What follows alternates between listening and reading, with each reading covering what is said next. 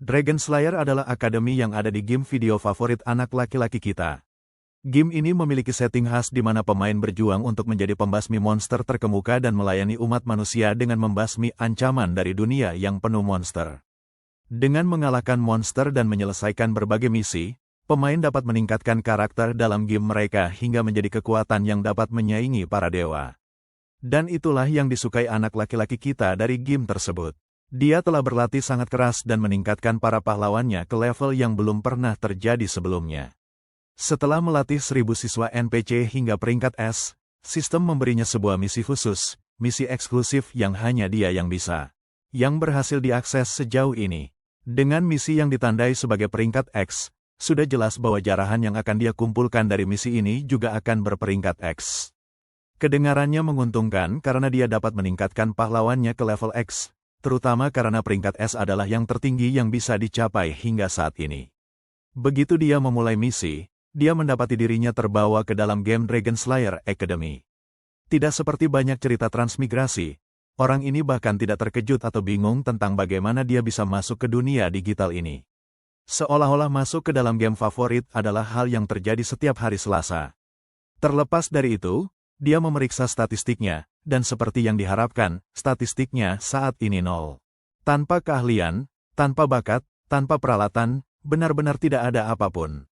Lalu ia mendapat pesan sistem lagi. Ia telah diberikan beberapa bakat spesial dan eksklusif untuk transmigrasi pertamanya ke dalam game.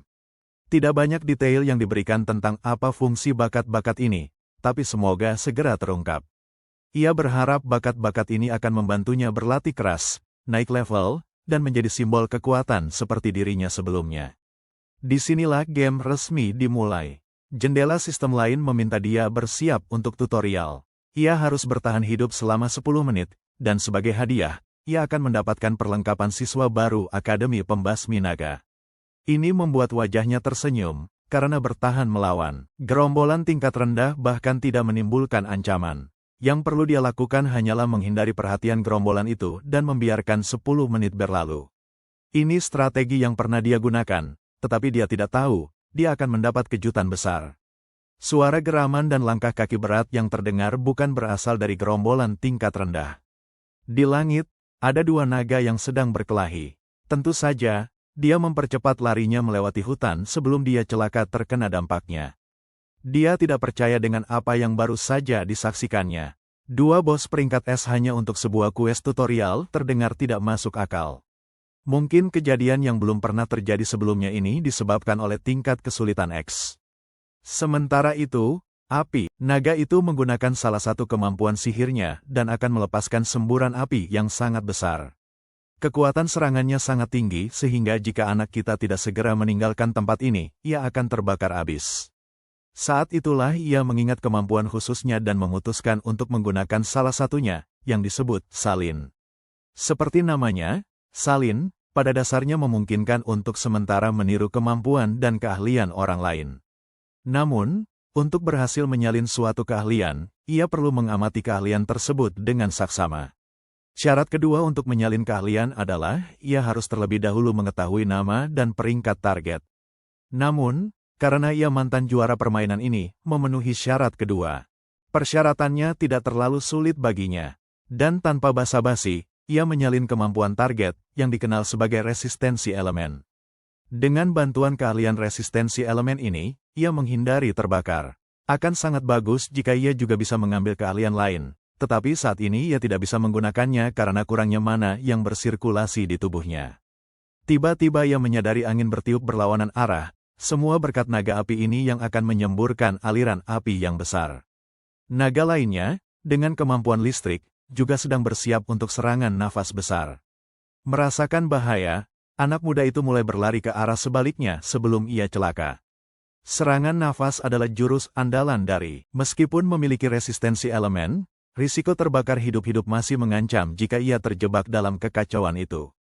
Saat ia melarikan diri, kedua naga melepaskan kekuatan mereka, menyebabkan ledakan besar. Pada saat itu, hitung mundur 10 menit telah habis, sehingga pencarian selesai sebelum ia terbakar hidup-hidup. Sebagai hadiah, ia mendapatkan seragam Akademi Pembasmi Naga, kartu identitas pelajar, beserta tiket kereta. Untuk tutorial 2, ia harus naik kereta untuk sampai ke Akademi Pembasmi Naga. Adegan langsung berganti ke kereta yang akan berangkat menuju Akademi Pembasmi Naga. Dengan banyaknya siswa yang mendaftar, kereta sangat penuh dan tidak ada tempat duduk yang tersisa. Jadi salah satu siswa yang membawa katana meminta penumpang untuk berbagi tempat duduk di kabin. Namun, yang ia dapatkan hanya keheningan dari seorang gadis yang tidur pulas tanpa mempedulikan sekitarnya. Saat itu juga, teman laki-lakinya naik kereta, berharap mendapatkan tempat duduk kosong. Pemuda membawa katana itu dengan malu-malu menunjukkan bahwa gadis yang tidur itu sepertinya tidak berminat menanggapi. Lalu, gadis itu terbangun. Teman laki-lakinya meminta gadis itu untuk berbagi tempat duduk, dan gadis itu tampak bersedia. Setelah duduk nyaman, ia memperkenalkan diri sebagai Kim Ho sambil berterima kasih atas kebaikan gadis itu. Gadis itu membalas sapaan dan memperkenalkan diri sebagai Seo Yein. Dan pemuda dengan katana itu merasa sangat kecewa melihat ketidakadilan dunia. Ia tidak mendapat izin, tapi pemuda kita mendapatkannya. Meskipun tak ada yang meminta, ia memperkenalkan diri sebagai Go Hyun-woo. Dan sekali lagi, satu-satunya balasan yang ia dapat dari Seo Yein hanyalah keheningan. Bagaimanapun, ia juga mengambil tempat duduknya, bersyukur atas kesempatan tersebut. Kim Ho bertanya kepada Hyun-woo tentang alasan keterlambatannya naik kereta. Pemuda berkatana itu menceritakan bagaimana ia melihat dua naga di perjalanan, pemandangan yang begitu menakjubkan hingga hampir membuatnya lupa agenda utamanya hari itu. Yah, pemuda kita juga ingat melihat kedua monster itu, tapi pengalamannya tidak menyenangkan, sesuatu yang lebih baik ia lupakan. Kereta akhirnya mulai bergerak. Tentang Akademi Pemburu Naga, itu tempat anak laki-laki itu selalu kembali setiap kali ia menciptakan pahlawan baru. Jadi ia pada dasarnya tahu segalanya tentang tempat itu, seperti telapak tangannya sendiri. Ini sebagian alasan ia tidak terlalu bersemangat mengunjungi akademi itu, karena tidak ada hal baru untuk dijelajahi. Atau setidaknya, begitulah pikirannya sampai ia naik kereta. Para siswa di kabinnya, bersama dengan siswa dan staf kereta lainnya, Kim tidak ingat pernah melihat mereka. Mereka benar-benar orang asing dan baru, bukan orang yang tokoh-tokoh non-pemain yang ia ingat. Walaupun dunia ini sangat mirip dengan game yang pernah ia kenal, para pemainnya sangat berbeda. Ini juga berarti peristiwa dan misi yang akan datang telah diubah. Jadi saat menjelajahi game ini, ia ingin tetap waspada terhadap hal-hal yang tidak diketahui. Saat ini, yang sangat mengganggunya adalah tatapan kosong yang ia dapatkan dari gadis di sampingnya. Mengenai Yein, ia memiliki mata khusus yang dapat mengubah apapun menjadi statistik dan data yang dapat dipahaminya. Misalnya, ia dapat melihat semua statistik atau apapun yang perlu ia ketahui tentang pria yang membawa katana itu di depannya. Ia dapat melihat pria itu hanyalah orang biasa saja dengan kelemahan biasa saja, tapi anak kita ini, statistiknya tak terpahami. Seberapa keras pun ia menatapnya, ia tak bisa memahami kekuatannya, membuatnya menonjol. Inilah mengapa ia menatapnya dengan ekspresi bingung. Ia teringat manajernya menyuruhnya bersikap ramah dan baik kepada siapapun yang menarik perhatiannya.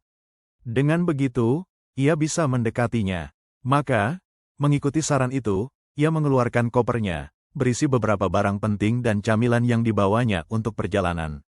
Dalam upaya bersikap baik dan mendekat, ia menawarkan sebuah kue padanya.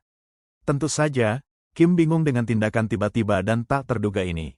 Tapi menolak akan dianggap tidak sopan, jadi ia mengambil kue itu. Untuk memulai percakapan, ia bertanya dengan santai apakah gadis itu yang membuatnya, dan gadis itu menjawab ya. Sekarang jelas mengapa rasanya biasa saja. Kim kemudian mengalihkan perhatiannya ke Hyun-woo dan menanyakan tentang pedang panjang yang unik di sampingnya. Pemilik katana itu sangat bangga ketika menjelaskan bahwa benda itu adalah pusaka keramat milik aliran bela dirinya. Alasan ia membungkusnya seperti itu karena ia belum memenuhi syarat untuk membuka segelnya, jadi ia membiarkannya terbungkus. Sampai hari ia pantas memegang katana itu, ia akan menggunakan pedang besi cadangan ini sebagai pengganti. Saat mereka sedang percakapan mereka, seorang pria berambut pirang tiba-tiba masuk. Suasana ceria dan senyum lebarnya langsung mengubah suasana kabin. Ia juga tersandung di sini saat mencari tempat duduk. Kim tidak terlalu menyukai pria yang ramai, dan pria ini tampak agak mencurigakan.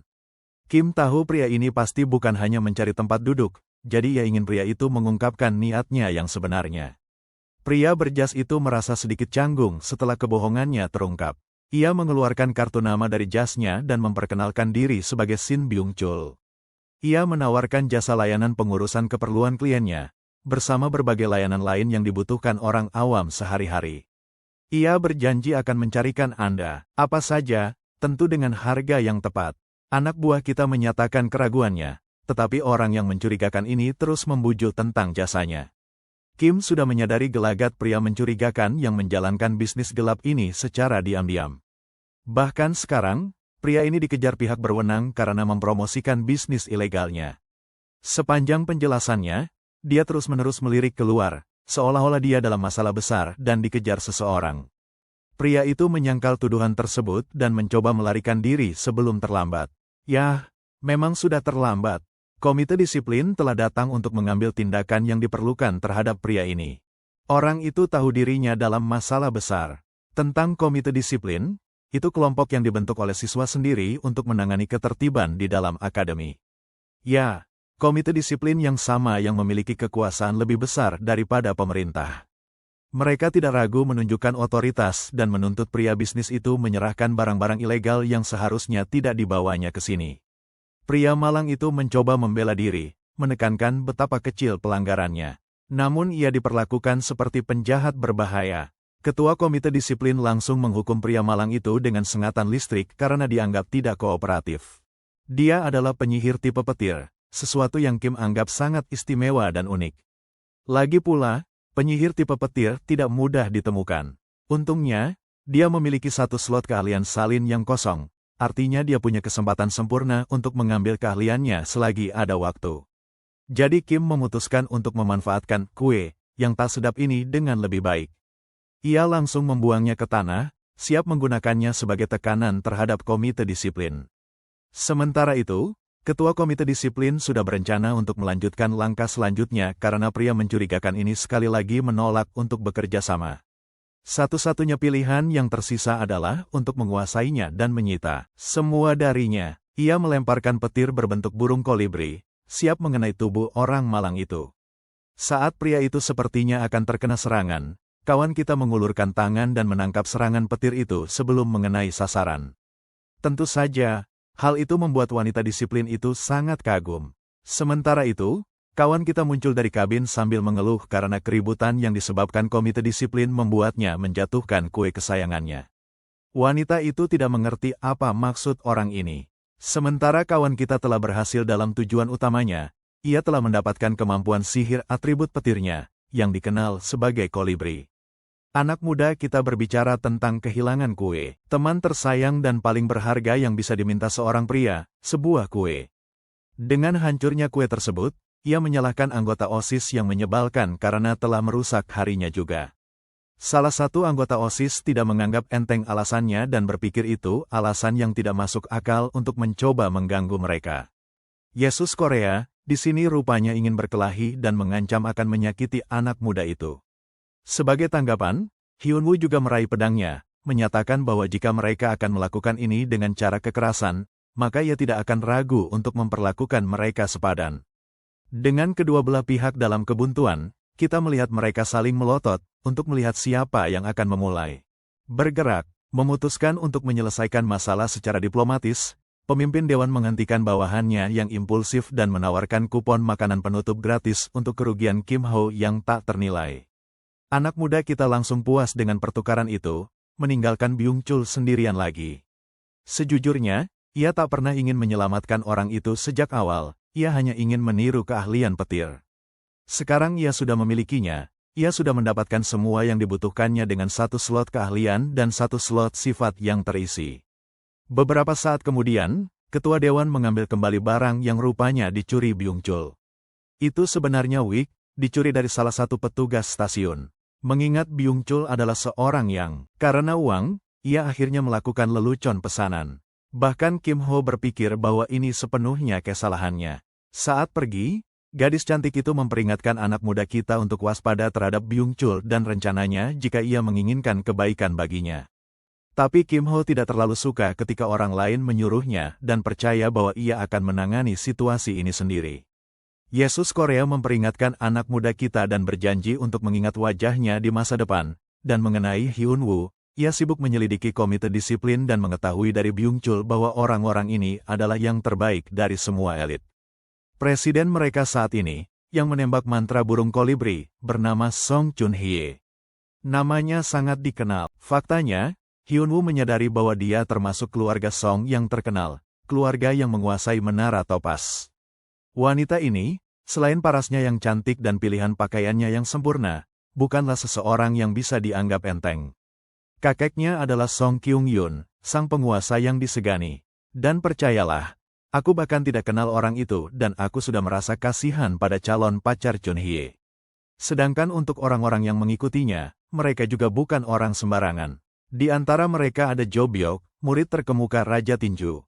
Lalu ada Han So-min, murid unggulan dari permaisuri pedang sendiri. Terakhir ada Ga Eum-yohan, dan meskipun aku mengejeknya, dia sebenarnya pewaris tunggal Golden Lotus Pavilion. Setelah memperkenalkan dirinya kepada anggota komite, Byung-chul berpikir sudah waktunya ia pergi. Setelah kepergiannya, Hyun-woo penasaran menoleh pada Kim Ho, menanyakan tentang kejadian pengorbanan kue itu. Hyun-woo merasa aneh Kim Ho sampai mau mempertaruhkan diri untuk sebuah kue. Kim Ho menjelaskan bahwa ia sebenarnya datang untuk melihat sihir petir dahsyat yang digunakan Chun-hye. Penjelasan ini mengejutkan Hyun-woo, karena ia melihat Kim Ho menghalangi mantra Hummingbird, yang membuat Kim Ho kemudian menanyakan pengetahuan Hyun-woo tentang mantra tersebut. Berpikir sejenak, Hyun-woo menunjukkan bahwa ia belum pernah melihat penggunaan mantra itu sebelumnya. Dan meskipun telah melihat demonstrasinya, ia bahkan tidak bisa melihat burung kolibri petir yang dilepaskan. Seolah-olah serangan itu tidak pernah bermaksud untuk melukai korbannya, melainkan untuk membuat mereka tertegun. Kim Ho mendengarkan penjelasannya, dan setuju dengan separuh dari apa yang dikatakannya. Ia kemudian menggali lebih dalam mengapa mantra itu disebut mantra burung kolibri, karena terinspirasi oleh pola terbang burung itu yang unik. Lihatlah, dalam demonstrasi mantra ini, keberhasilannya bergantung pada kemampuan penyihirnya. Penggunaan mantra burung kolibri ini merupakan bukti kemampuan Chun-hye. Sekarang, jika anak kita melawan penyihir profesional, dia tidak akan bisa menangkap Hummingbird, karena penyihir itu akan dengan mudah memanipulasi pola terbangnya. Namun anehnya, alih-alih mengubah polanya, Hummingbird malah tertangkap di tangannya. Itu hanya menandakan satu hal, Chun-hye perlu meningkatkan kendali atas kemampuannya. Pada titik ini, Hyun-woo benar-benar terkesan dengan penjelasan mendalam dan ketertarikan anak kita pada mantra tersebut. Ngomong-ngomong, ada satu pengamatan lain yang Kim Ho buat ketika mantra itu dilepaskan. Dia menilai Chun-hye berbakat karena mampu menggunakan kemampuan peringkat E hanya dengan peringkat D. Status kekuatan, lebih lanjut menyiratkan bahwa dia memiliki sifat yang kuat dan bahkan meningkatkan kemungkinan bahwa dia mungkin memiliki banyak mana internal. Apapun itu, Kim Ho berpikir bahwa dia akan mudah memenuhi reputasinya sebagai cucu sang penguasa guntur. Berfokus kembali pada Hyun-woo, dia dengan cepat menjadi penggemar dan teman anak laki-laki itu dalam waktu singkat mereka berinteraksi. Kim Ho berpikir bahwa orang ini agak berlebihan, tetapi Hyun-woo cukup serius tentang ini dan bahkan menawarkan untuk membantunya kapanpun dia membutuhkan bantuan.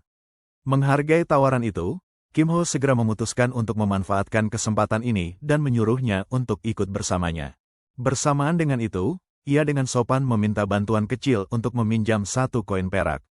Adegan selanjutnya, kita sampai di tempat yang dipilih Kim Ho. Sayangnya, mesinnya rusak. Dan ya, itu mesin judi karena tempat ini dulunya kasino. Mesin itu tampak tua dan rusak di mata Hyun-woo. Namun Kim Ho bersedia mempertaruhkan seluruh tabungannya, koin tunggal yang ia peroleh dari Hyun-woo.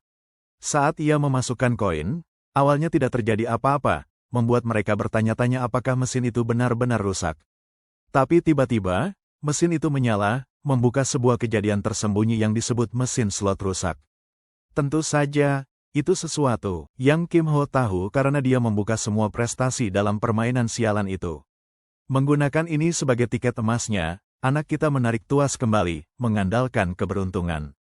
Tapi kecewa keduanya, satu-satunya yang dia dapatkan hanyalah botol air. Ya, bukan tongkat kayu perusak, atau pedang garpu yang kuat, atau bahkan teknik rahasia Amerika yang disebut senapan petani. Hanya botol air. Hyun-woo tidak mengerti apa yang Kim Ho lakukan di sini, sementara anak kita dengan cepat menjelaskan bahwa apa yang mereka lakukan sebenarnya melanggar aturan akademi, karena mendapatkan barang apapun dari mesin dianggap salah. Ini membuat Hyunwoo menyadari bahwa dia pada dasarnya berdiri sebagai penjaga, sementara anak kita menggunakan tuas bergantian untuk mendapatkan hasil dari mesin itu. Dia juga menduga mereka akan baik-baik saja karena biasanya komite tidak datang. Dan, sebut saja itu sebagai kata-kata terakhir yang terkenal sebelum kematian. Karena hanya sedetik kemudian, anggota komite disiplin, So-min, dengan cepat datang untuk memeriksa apa yang mereka lakukan. So-min mengingatkan mereka tentang konsekuensi penggunaan mesin itu, yang akan mengakibatkan pengurangan poin. Situasinya jelas berubah drastis, membuat anak kita menyuruh Hyunwoo untuk mengalihkan perhatian So-min sebentar. Gadis manis itu juga mengingatkan kaki tangan Kim Ho bahwa dia juga akan dihukum karena membantu seorang murid melanggar peraturan. Namun mengecewakannya, Hyunwoo benar-benar tidak keberatan menghadapi konsekuensinya. Bahkan, ia mengeluarkan pedangnya, tertarik untuk menguji kemampuannya melawan murid dari permaisuri pedang. So-min juga bersiap untuk pertarungan dan mengetahui namanya. Tanpa membuang waktu untuk basa-basi, So-min langsung menyerang dengan serangan awal yang kuat. Serangan beratnya dihadang oleh Hyunwoo, yang kemudian melancarkan serangan balik. Namun, So-min menghindarinya dengan mudah. Setelah menjaga jarak, So-min menyalurkan energi ke senjatanya dan menyerbu dengan kecepatan luar biasa. Melaju dengan seluruh berat badannya untuk serangan ke bawah. Serangannya begitu kuat hingga Hyunwoo menggunakan kedua tangannya untuk memblokir. Kim Ho juga menyaksikan pertarungan itu, menyadari bahwa Hyunwoo sangat kekurangan energi dalam yang menghambat penampilannya. Pada saat yang sama, pemuda itu tidak ingin pertarungan cepat selesai karena ia ingin menyaksikan pertunjukan sepenuhnya. Dengan isyarat tangan ke arah pendekar pedang, Kim Ho memberikan mantra penguatan, meningkatkan inti sihir pendekar pedang dari grade E ke grade C, namun, penguatan ini memiliki batas waktu 1 menit dan masa pendinginan 1 jam. 1 menit inilah yang akan menentukan segalanya. Untuk Hyunwoo, yang masih berjuang untuk mengejar ketertinggalan dari So-min yang mengesankan. Pertempuran berlanjut seiring waktu yang tersisa tinggal 14 detik, membuat Kim Ho merenungkan bahwa mesin slot biasanya dihindari karena sifatnya yang mengandung unsur perjudian. Namun, ada sebuah informasi yang tidak diketahui oleh para pemain. Fitur rahasia mesin ini sebenarnya adalah jaminan hadiah utama Asteris. Anggap saja seperti sistem bantuan pada game gacha pada umumnya. Awalnya, para pemain memulai permainan dengan, dan sekarang ini adalah putaran kelima dan terakhir Kim Ho. Kali ini, bagaimanapun, ia sangat yakin dengan menggunakan keping perak tambahan yang dipinjamnya dari Hyunwoo. Ternyata setelah putaran kelima berakhir, putaran ke-6 memastikan jaminan jackpot. Ini bukan sekadar kesempatan, melainkan jaminan 100% untuk mendapatkan hadiah terbaik. Mesin slot akhirnya mengeluarkan hal terbaik yang dimilikinya, yang dalam hal ini adalah kristal es hitam peringkat C. Kristal ini memiliki potensi bahaya yang bisa menyebabkan kematian pemain jika digunakan secara tidak tepat. Bagaimanapun, situasi menjadi sulit bagi pemuda kita karena penjahat berambut biru hendak menyerangnya dari belakang. Namun, Kim Ho sudah siap dan tahu bahwa teman setianya akan melindunginya. Hyunwoo berhasil menangkis serangan itu, tetapi dengan daijia pedang besinya hancur, waktu. Durasi berakhir. Namun, So-min terkejut dan ngeri melihat pria itu benar-benar meminum kristal es hitam meskipun sudah membaca peringatan. Sistem langsung mengaktifkan status beku pada tubuhnya. Seperti yang bisa ditebak, Bro mulai tersedak, mirip adegan memuaskan ketika Joffrey diracun di Game of Thrones. Tapi menariknya, dalam kasus pemuda ini, status beku terus aktif dan hilang berulang kali, menciptakan siklus tanpa akhir. Dan hanya sedetik kemudian, Kim Ho bangkit seperti tidak terjadi apa-apa, membuat anggota komite dan Hyunwoo tercengang. Segera setelah itu, Hyunwoo bertanya tentang apa yang dia minum dari botol itu, dan Kim Ho menjawab bahwa itu adalah ramuan pemulih mana. Mari kita bicarakan lebih lanjut tentang putaran ke-6 yang unik dari mesin slot tersebut. Saat digunakan, ia melepaskan kristal es hitam, tetapi benda ini sangat berbahaya bagi sebagian besar pemula yang menemukannya, mengakibatkan kematian yang mengerikan. Sangat mematikan, bahkan sepotong sekecil kuku pun cukup untuk membekukan seluruh tubuhmu menjadi patung. Bayangkan saja seperti kemampuan pembatuan Medusa, tetapi kali ini, kamu yang menyebabkan kematianmu sendiri. Meskipun sangat mematikan, Kim Ho menjelaskan bahwa ia adalah pengecualian. Mengapa? Karena resistensi elemen peringkat es miliknya, kemampuan yang ia peroleh dari naga peringkat es dalam pencarian tutorialnya. Karena itu, tubuhnya kini memasuki siklus berulang yang tak berujung antara pembekuan dan pencairan, sehingga efek pembekuan tersebut hilang sepenuhnya. Tidak hanya itu, ia juga memperoleh akses mudah ke energi yang sangat besar setelah mengonsumsi kristal-kristal tersebut. Sedangkan bagaimana ia menangani anggota komite? Bro menggunakan keahlian manipulasinya yang sangat terampil untuk membujuknya dengan penjelasan palsu. Lagi pula, Hyunwoo cukup puas dapat membantu teman kita, karena hal itu juga membuatnya bisa menguji kemampuannya sendiri melawan murid permaisuri pedang. Kim Ho tetap berterima kasih padanya, karena ia tidak mungkin bisa melewati putaran ke-6 tanpa bantuannya. Pedang itu sepenuhnya tertarik dengan kemampuan amplifikasi Kim Ho yang ia gunakan selama pertarungan. Namun, teman kita menolaknya dan menyatakan bahwa ia tidak bisa menggunakannya kapan saja, yang memang benar karena faktor cooldown asteris. Penjelasan Kim Ho masuk akal karena bahkan Hyunwoo mengerti bahwa kemampuan sekuat itu pasti memiliki kelemahan. Sedangkan Yane si tukang tidur, ia hampir tidak menangkap perkataan mereka. Ngomong-ngomong, trio kita hampir sampai di tujuan mereka, stasiun akhir kereta. Pulau Dungeon terkenal dengan jumlah ruang bawah tanahnya yang sangat banyak, dan dulunya merupakan tempat yang penuh dengan para penjahat yang tidak terikat hukum. Segala sesuatu berubah ketika pembasmi naga, pahlawan pertama dan paling berkesan, menorehkan namanya di pulau itu. Pertama, ia menangani semua penjahat, kemudian menaklukkan semua penjara bawah tanah sendirian, dan akhirnya membangun kota dengan menggunakan pulau tersebut sebagai fondasinya. Kota itu kemudian melahirkan Akademi Pembasmi Naga, tempat yang memupuk pertumbuhan para pejuang luar biasa. Sesampainya di institusi itu akhirnya, Hyunwoo kagum dengan sikap para siswa. Tempat itu penuh sesak dengan banyak siswa berbeda yang berasal dari berbagai latar belakang. Tanpa diduga, ketiganya bertemu dengan Chun Hye, ketua komite, yang ingin bertemu Hyunwoo di kantornya. Adegan berganti ke pertemuan di ruang komite, tempat interogasi yang terkenal menakutkan dan sangat mengubah hidup sehingga siapapun yang masuk tidak akan pernah sama lagi. Interogasi dimulai dengan komite memeriksa kondisi tubuhnya setelah ia mengonsumsi kristal. Tentu saja, tidak ditemukan apapun karena efek pembekuan sudah hilang. Hal ini membuat komite meragukan keabsahan barang terlarang tersebut. Penanya, Sehun, yang juga kepala departemen interogasi, menegaskan bahwa jika ia berani melawan keputusan dewan, ia akan menerima hukuman yang setimpal. Meskipun kali ini tidak ada yang terluka, mereka tidak akan bersikap lunak pada anak kita jika dia kembali ke sini untuk kedua kalinya. Dengan demikian, rapat berakhir, sangat mengecewakan ketua dewan. Intinya, situasi keseluruhan tampak mencurigakan dari awal hingga akhir. Mereka tidak mengerti niat anak kita untuk menggunakan mesin itu jika dia tidak bertujuan untuk mendapatkan barang terlarang.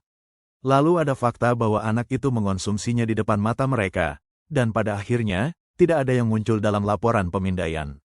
Berdasarkan pengamatannya, Chun Hye sangat yakin bahwa tersangka mereka telah memperoleh semacam keahlian ilegal, dan ia merekomendasikan untuk memeriksa keahliannya saat ini dengan sesuatu yang disebut kaca pembesar. Sehun setuju mereka bisa melakukan itu, tetapi menyoroti masalah yang muncul jika tidak ada hasil. Jika mereka menggunakan metode kaca pembesar, mereka harus yakin dengan klaim mereka. Chun Hye segera menyadari kesalahannya dan meminta maaf, sementara seniornya menyuruhnya untuk menangani semuanya dengan sabar. Ia juga menyarankan agar Chun Hye segera bergegas ke upacara penerimaan siswa baru agar tidak terlambat. Di adegan selanjutnya, anak laki-laki itu kembali ke kelompoknya di antara mahasiswa baru lainnya. Ia baru saja menyelesaikan tutorial nomor 3 dengan hadir tepat waktu di upacara, yang memberinya beberapa koin perak dan tiket pemilihan senjata. Meskipun dikategorikan sebagai peringkat E, itu lebih baik daripada tidak memiliki apapun. Dengan ini, ia juga memastikan pengembalian yang baik atas koin yang hilang. Lagi pula, upacara penerimaan siswa segera dimulai, tetapi kesan yang diberikannya kurang baik. Lihat saja, orang yang mewakili sekolah itu tampak seperti pecandu kelas bawah yang seolah-olah dibayar hanya untuk berbicara. Rupanya orang ini dulunya adalah pemimpin regu pemburu naga utama. Karena tradisi, kepala sekolah akademi selalu dipilih di antara para pahlawan pensiunan yang bertugas di garis depan. Di masa jayanya, Orang yang sama ini memegang pedang yang bagus dan berada di puncak bersama pahlawan lainnya. Jadi lihat, orang itu cukup kacau. Lucunya, dia terkenal karena ditolak oleh seorang santo perempuan, dan beberapa orang menduga itu terjadi baru-baru ini juga.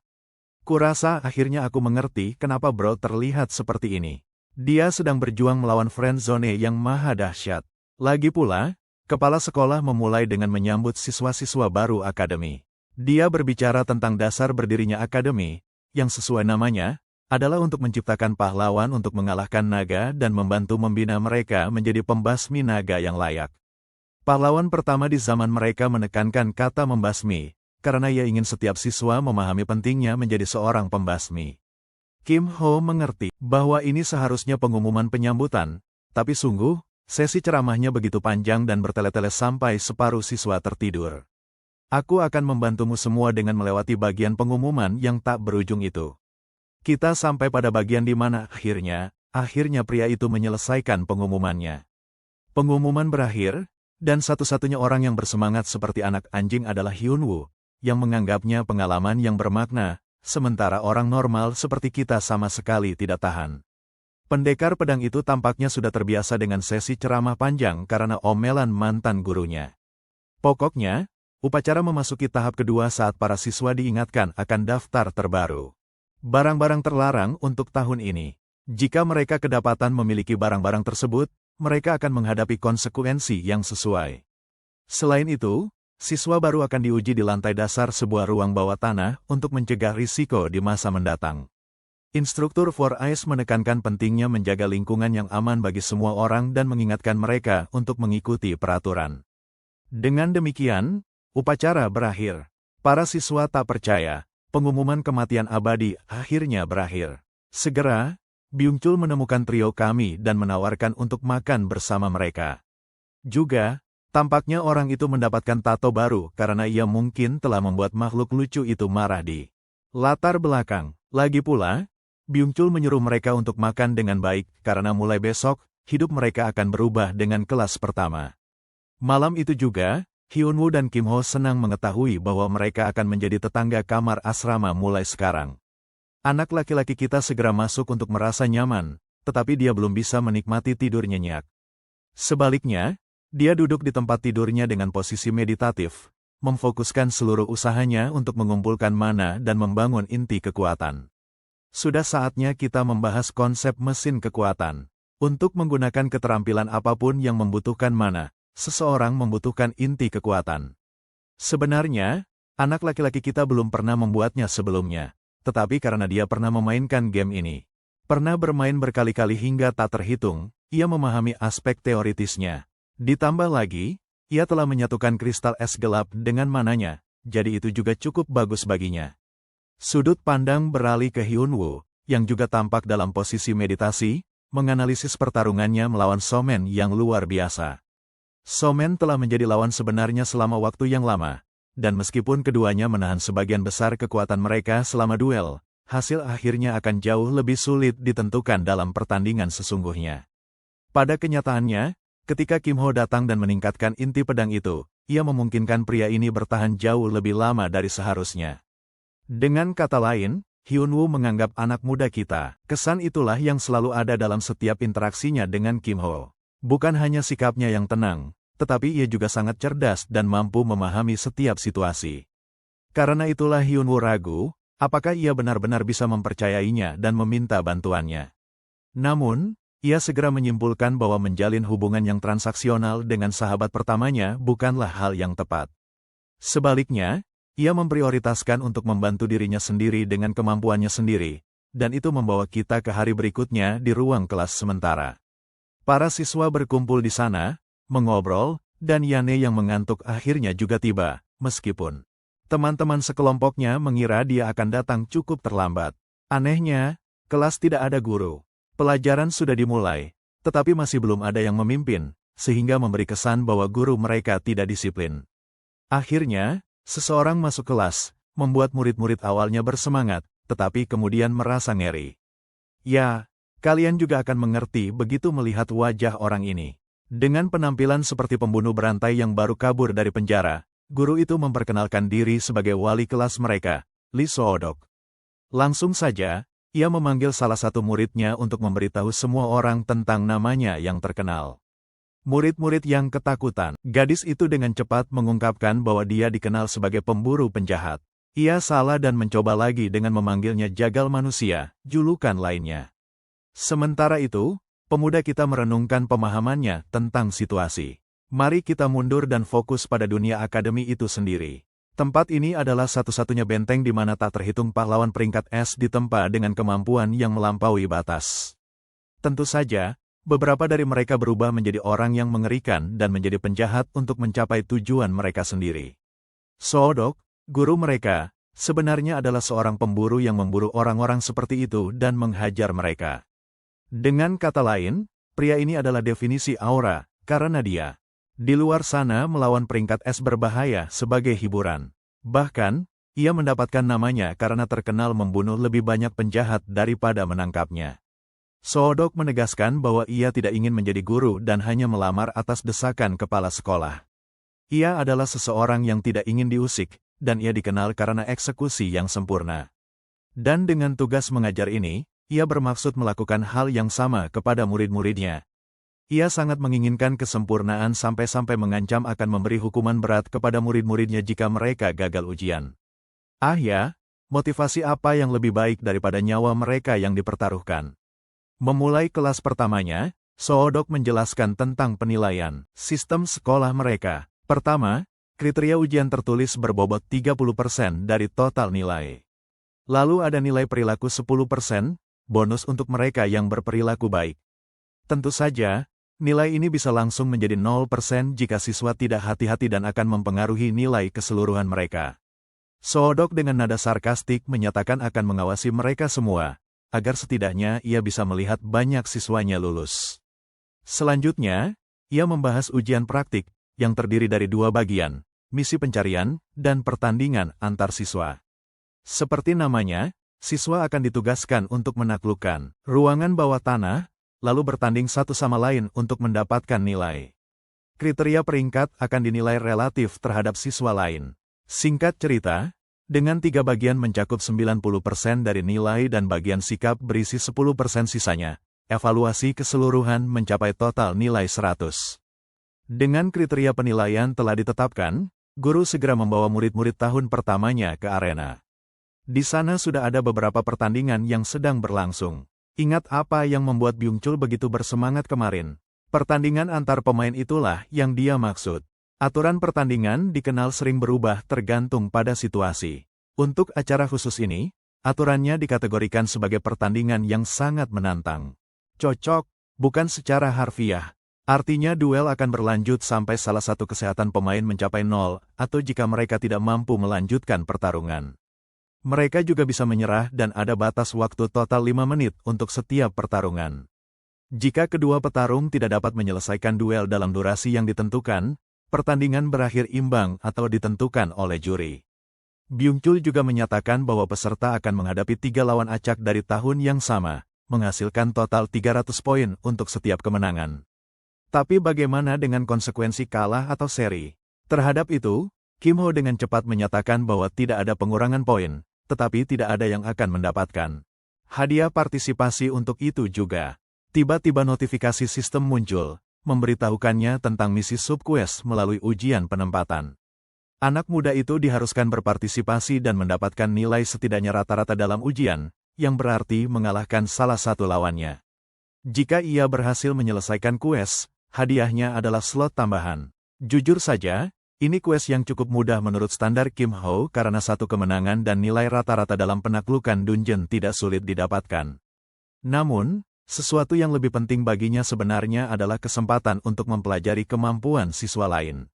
Karena di sini, ia bisa melihat bakat luar biasa yang kelak dapat ia gunakan dalam upayanya menciptakan pahlawan level X. Jika tidak, ia selalu dapat meniru sifat atau keterampilan mereka untuk keuntungannya sendiri.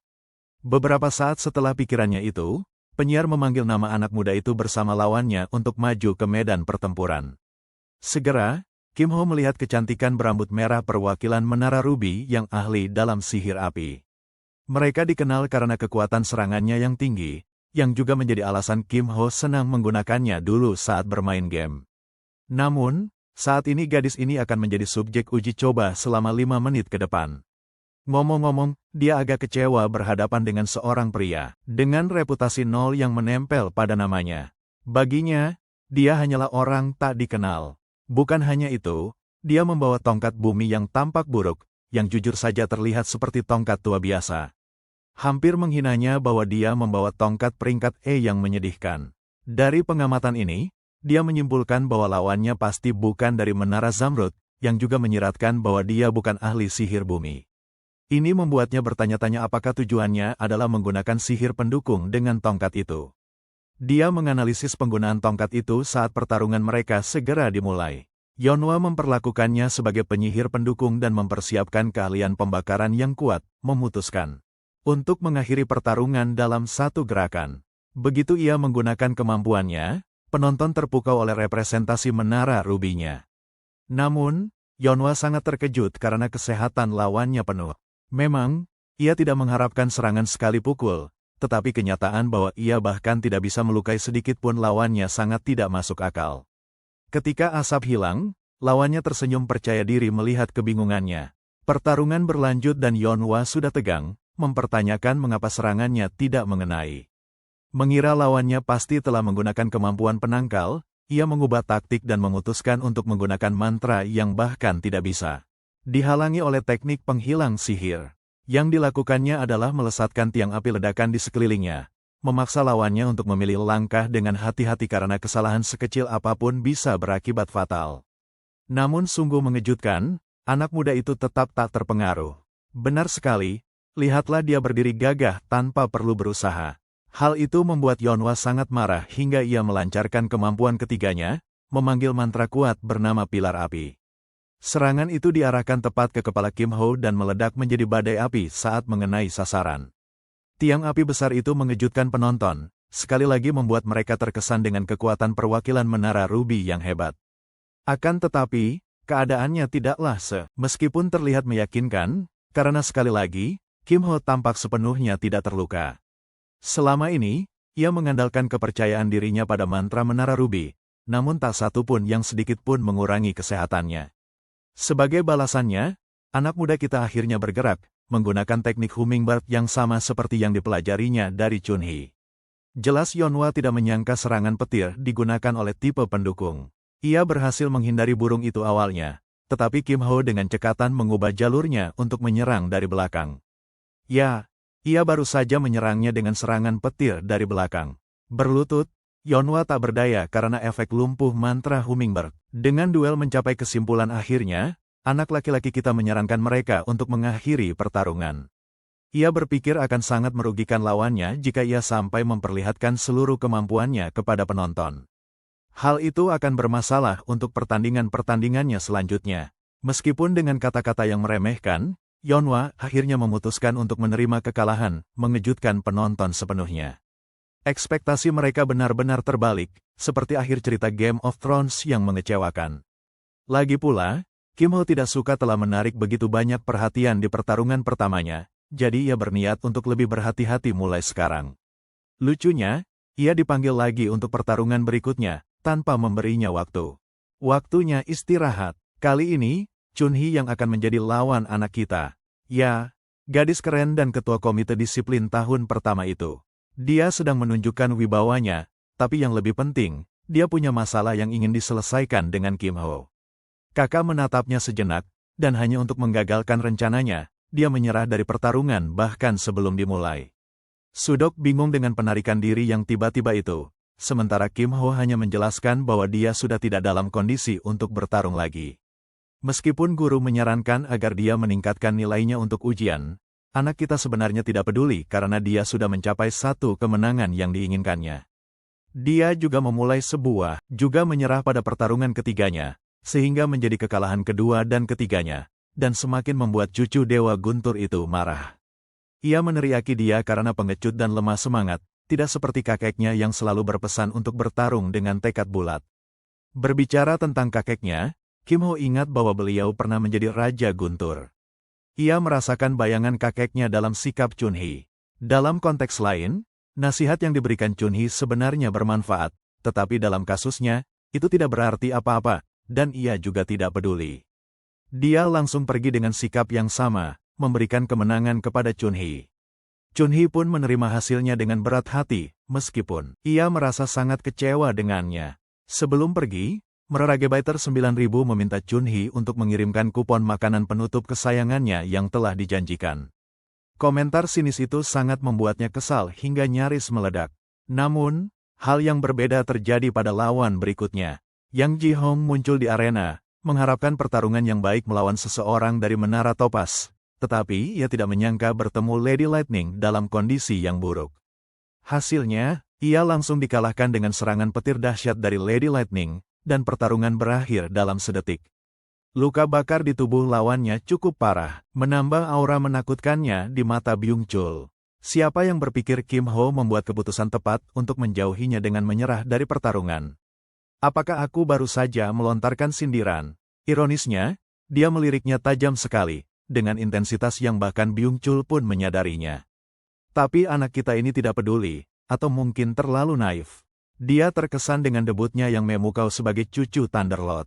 Sementara itu, penonton lain sebenarnya sudah muak dengan cara Kim Ho menyerah pada pertarungan kedua dan ketiganya. Mereka mulai berpikir keberuntungan semata adalah satu-satunya alasan dia selamat melawan Yeonhwa. Dan itulah tepatnya persepsi yang diinginkan oleh anak kita untuk citranya. Jadi meskipun omongan kasar biasanya hal buruk, dalam kasusnya, itu hal positif. Lagi pula, Chunhye siap untuk pertarungan ketiga dan terakhirnya. Tetapi kali ini, ia melawan Seo Yeon yang cantik, juga dikenal sebagai putri John Wick-nya Korea. Yang mengejutkan semua orang, Yeon ternyata ahli pistol. Pertarungan ini akan sangat menarik untuk ditonton, karena penembak biasanya memiliki keunggulan unik saat menghadapi penyihir. Orang-orang mulai berpikir bahwa mungkin Chunhye akan kalah duel ini, tetapi anak kita berpikir masih terlalu sulit diprediksi, jadi mereka harus menunggu. Berlangsung, untuk membuatnya lebih seru, Kim Ho dengan senang hati memasang taruhan untuk menentukan pemenangnya, 5 keping perak. Karena Byung-chul yang rakus, ia langsung menerima taruhan itu. Pertarungan antara cucu perempuan yang teguh dari Dewa Guntur dan ahli pedang misterius dan tanpa emosi pun resmi dimulai. Yeon mengambil keuntungan dengan melepaskan banyak tembakan menggunakan peluru bertenaga. Seperti yang diharapkan dari Chunhye, gadis itu dengan cepat memblokir peluru-peluru itu tanpa kesulitan berarti. Semuanya berjalan sesuai harapan di mata Kim Ho, karena ia sepenuhnya memahami bahwa cadangan mana Chunhye luar biasa. Selanjutnya ia memanggil banyak burung kolibri. Mantra, burung-burung itu mendekat ke Yeon, yang masih fokus menembak. Penembak itu berhasil menghindari kedua burung tersebut, tetapi seperti yang dilakukan Chunhye, ia memerintah dan mengendalikan burung-burung itu untuk mengubah arah dan menyerang Yeon dari belakang. Sayangnya, Yeon terkena sapuan di wajahnya, membuatnya tertegun dan jatuh. Tentu saja, itu bukan serangan langsung, karena jika iya, efek pingsan itu akan mengakhiri pertarungan. Namun, Kim Ho mengatakan bahwa itu tetap memperlambat gerakan Yeon. Dan dengan burung pertama yang menyetrum Yeon, jelas dia tidak akan bisa menghindari serangan berikutnya. Jadi semuanya berjalan persis seperti yang dibayangkan. Diprediksi akan menghasilkan kemenangan Chunhye. Namun kemudian muncul elemen kejutan. Yeon yang tangguh melemparkan granat asap untuk mengacaukan lawan, menyebabkan asap menghalangi pandangannya. Ini taktik menarik yang mengejutkan Kim Ho, karena granat lain tidak akan mengenai Chunhye. Dengan asap yang menutupi pandangannya, pertarungan menjadi rumit bagi penyihir petir, dan disinilah Yeon akhirnya dapat memanfaatkan keunggulannya. Penembak itu membidik dan mengenai bagian belakang Chunhye, serangan tepat sasaran. Sekilas, serangan itu tampak mengenai, tetapi untungnya, Chunhye menggunakan perisai pertahanan pada saat terakhir dan masih merasa lengah. Ia menyadari dirinya dalam bahaya besar dalam situasi ini, sementara penembak itu dengan cepat bersiap untuk menembak lagi. Menariknya, Byung-chul menunjukkan bahwa Yeon pasti putri kaya raya seorang jutawan, karena ia sebenarnya menggunakan jubah tembus pandang sebagai bagian dari perlengkapannya. Tidak hanya itu, ia juga mengeluarkan senapan hebat untuk memberikan kerusakan lebih besar. Satu tembakan dari senapan itu sangat mengancam sehingga Chunhye tidak berani memblokirnya. Ia hanya mengelak sedekat beberapa sentimeter. Saat ini, kesehatan mereka hampir sama, dan setengah waktu pertarungan telah berlalu. Masalah dengan jubah tembus pandang adalah bahwa Chun Hye sama sekali tidak bisa melihat lawannya. Ia lengah setiap kali Yeon melepaskan tembakan, yang memang selalu dilakukan penembak itu saat menyerang dari belakang. Namun, kali ini Chun Hye menyiapkan taktiknya sendiri. Berkat perisainya, ia mampu melacak lintasan tepat peluru mana, membantunya mempersempit posisi tepat lawan. Dalam jendela waktu singkat yang dimilikinya, penyihir petir yang teguh itu melepaskan gelombang listrik ke tanah, membuatnya menjalar ke Yeon dan memaksanya melompat menjauh. Meskipun berhasil menghindari serangan awal, ia dalam kesulitan karena Chun Hye telah menguncinya. Kemudian ada fakta bahwa penembak tidak akan bisa menghindari serangan berikutnya saat di udara. Burung kolibri itu dengan cepat mendekati Yeon, membuatnya tertegun dengan serangan langsung yang tepat sasaran. Sayangnya bagi Chun Hye, serangan itu tepat mengenai sasaran pada saat durasi waktu habis. Meskipun Yeon jatuh ke tanah dengan kesehatan lebih rendah daripada Chun Hye, pertarungan berakhir. Byung Chul terkejut sementara Kim Ho tampak tidak terkejut, karena setelah melihat keahlian pemimpin komite, dia yakin bahwa tidak ada yang bisa mengalahkannya dalam pertarungan udara langsung. Secara otomatis, karena Chun Hye memiliki kesehatan lebih banyak, dia dinyatakan sebagai pemenang. Pada saat yang sama, dia menganggap kemampuan Yeon cukup. Sungguh mengagumkan bisa bertahan selama ini. Soal taruhan, Byung Chul kalah dan menyerahkan koin-koinnya, tapi ia langsung ingin memasang taruhan lagi untuk mendapatkan uangnya kembali. Anak muda itu menyadari bahwa Byung Chul kecanduan judi, jadi ia menolak tawarannya. Kembali di arena, pendekar pedang gagah Hyun Woo telah tiba untuk menghadapi lawannya, murid Raja Tinju, Jo Byok. Karena pertarungan ini tampak menarik, Kim Ho setuju untuk bertaruh dan menyimpulkan bahwa Raja Tinju kemungkinan besar akan menang. Byung Chul berpikir anak muda itu terlalu kejam pada teman-temannya sendiri untuk mengatakan hal seperti itu, tetapi Kim Ho hanya menyatakan fakta.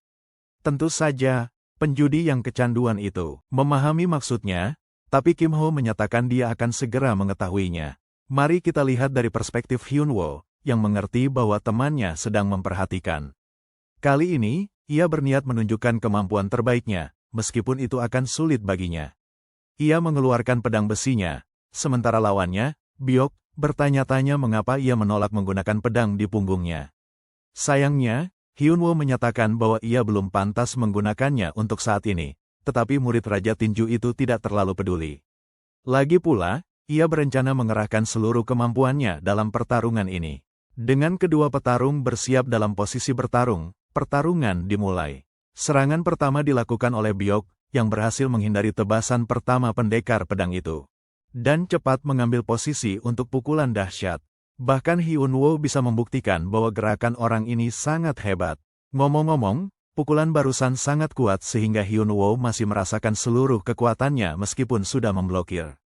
Bahkan, seluruh tubuhnya terlempar akibat hantaman itu. Hyun Woo sepenuhnya menyadari situasi kritis yang dihadapinya. Serangan biasa tidak akan membantunya bertahan lama dalam pertarungan ini. Sedangkan lawannya, Byok menerjang seperti torpedo untuk serangan berikutnya, sementara pendekar pedang bersiap mengakhiri pertarungan ini dengan satu gerakan. Memakai teknik pedang aliran jernihnya, ia menghadapi pukulan-pukulan Byok yang diperkuat. Sayangnya, kenyataan mengecewakan Hyun Woo, karena pedangnya patah saat pertarungan. Dengan senjatanya yang tak berfungsi, maksudnya, mantan pendekar itu segera mengakui kekalahannya. Ngomong-ngomong, ia berhasil melukai bahu Byok sedikit, yang malah menantikan pertemuan mereka berikutnya. Pertarungan berakhir persis seperti yang Kim Ho prediksikan, karena pedang besi memang senjata yang terlalu lemah untuk keahlian Hyun Woo. Itulah hal pertama yang terlintas di pikiran bocah kita saat melihat orang itu bertarung di kereta. Sepertinya Hyun Woo terobsesi mematahkan pedang besinya di setiap pertarungan. Byung Chul, di sisi lain, kembali mengalami kekalahan. Pria malang itu dikalahkan oleh anak buah kita, yang mengharapkan pembayarannya tepat waktu. Karena Byung Chul kekurangan uang logam, Kim Ho menawarkannya kesempatan untuk membayar dengan cara lain. Anak buah kita bersikeras agar ia membayar dengan memberikan informasi penting. Sore harinya, mereka makan siang bersama, karena penyiar mengumumkan akan ada ujian masuk setelah istirahat. Ketiganya duduk bersama, sementara anak buah kita tidak sabar karena Byung Chul makan sangat lambat. Byung Chul menyelesaikan sandwichnya dan bertanya apa yang diinginkan, membuat anak buah kita menanyakan tentang para peserta terbaik dari keempat faksi. Byung-chul ragu untuk berbagi informasi sebanyak itu, karena ia percaya informasi semacam ini.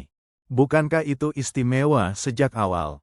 Mari kita bahas 4 faksi utama dan apa yang mereka wakili. Selain OSIS, yang merupakan kelompok resmi akademi, ada 4 faksi utama. Ada Aliansi Murom, Federasi Guild, Perkumpulan Menara Sihir, dan Ordo Kesatria. Jujur saja, ini seperti 4 dunia manhwa yang berbeda dijejalkan ke dalam satu sekolah. Sedangkan untuk pemimpin masing-masing faksi, ada cucu laki-laki agung dari Santo Pedang, yang memimpin Aliansi Murom, Mo Yongjon. Berikutnya adalah perwakilan Menara Ruby, yang memegang kendali atas Perkumpulan Menara Sihir, Hong Yeonhua. Ya, gadis yang sama, yang tak berdaya melawan anak kita ternyata adalah anggota terkemuka masyarakatnya.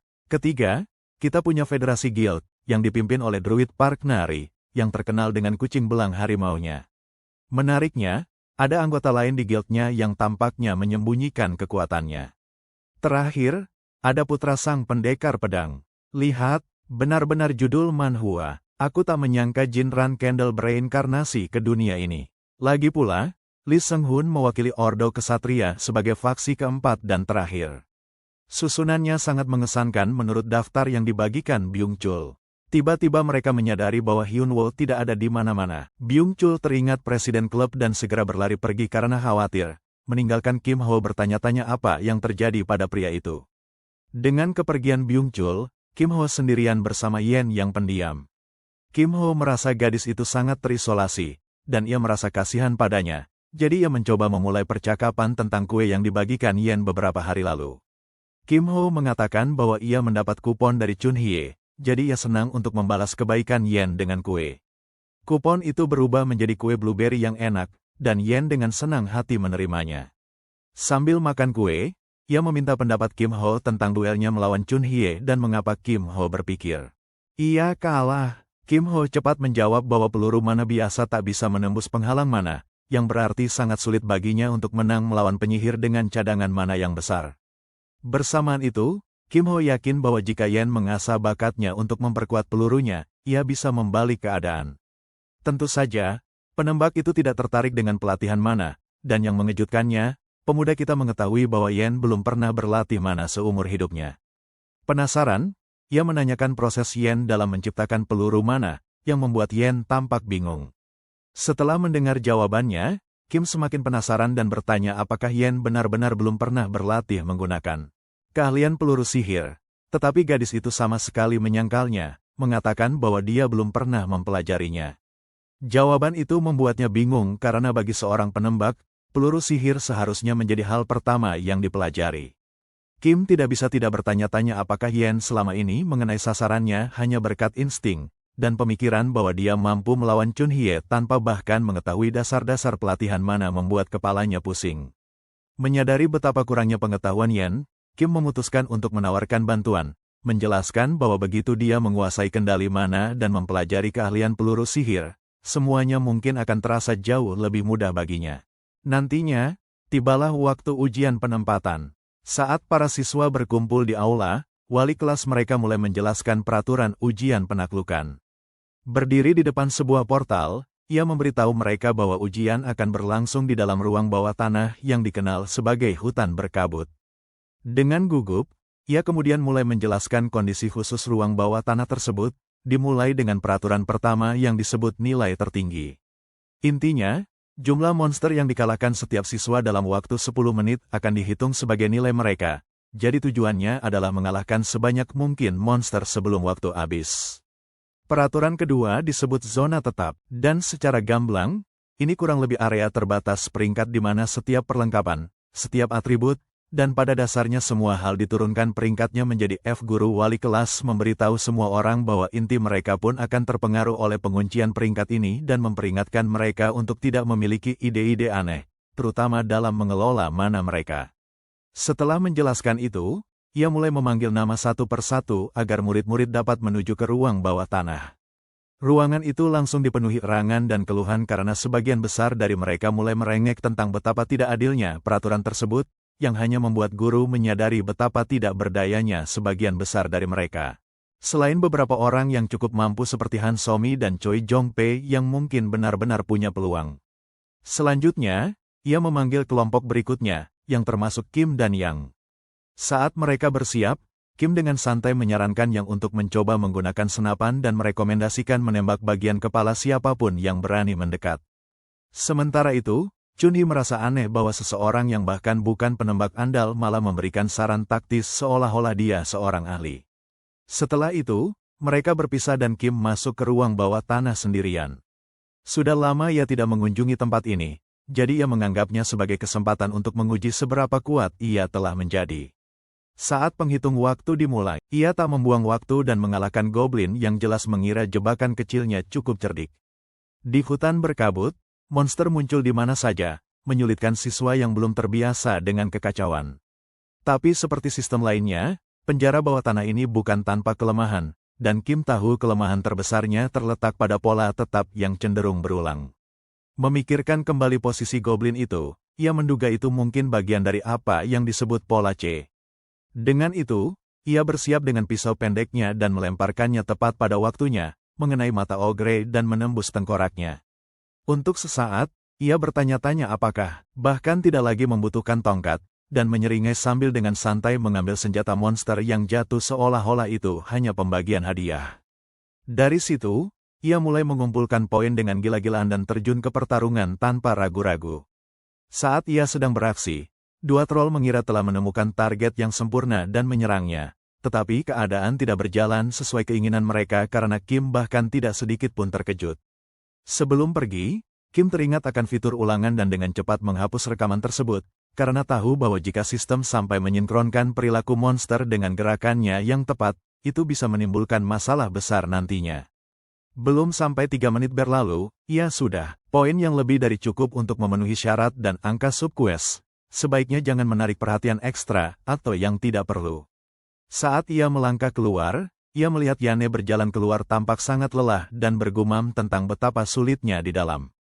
Melihat Kim keluar begitu cepat membuat guru wali kelas mengenali dia sebagai orang yang sama yang pernah memilih untuk menyerah dalam pertandingan PvP, dan sekarang di sini dia lagi bahkan tidak bertahan 10 menit penuh.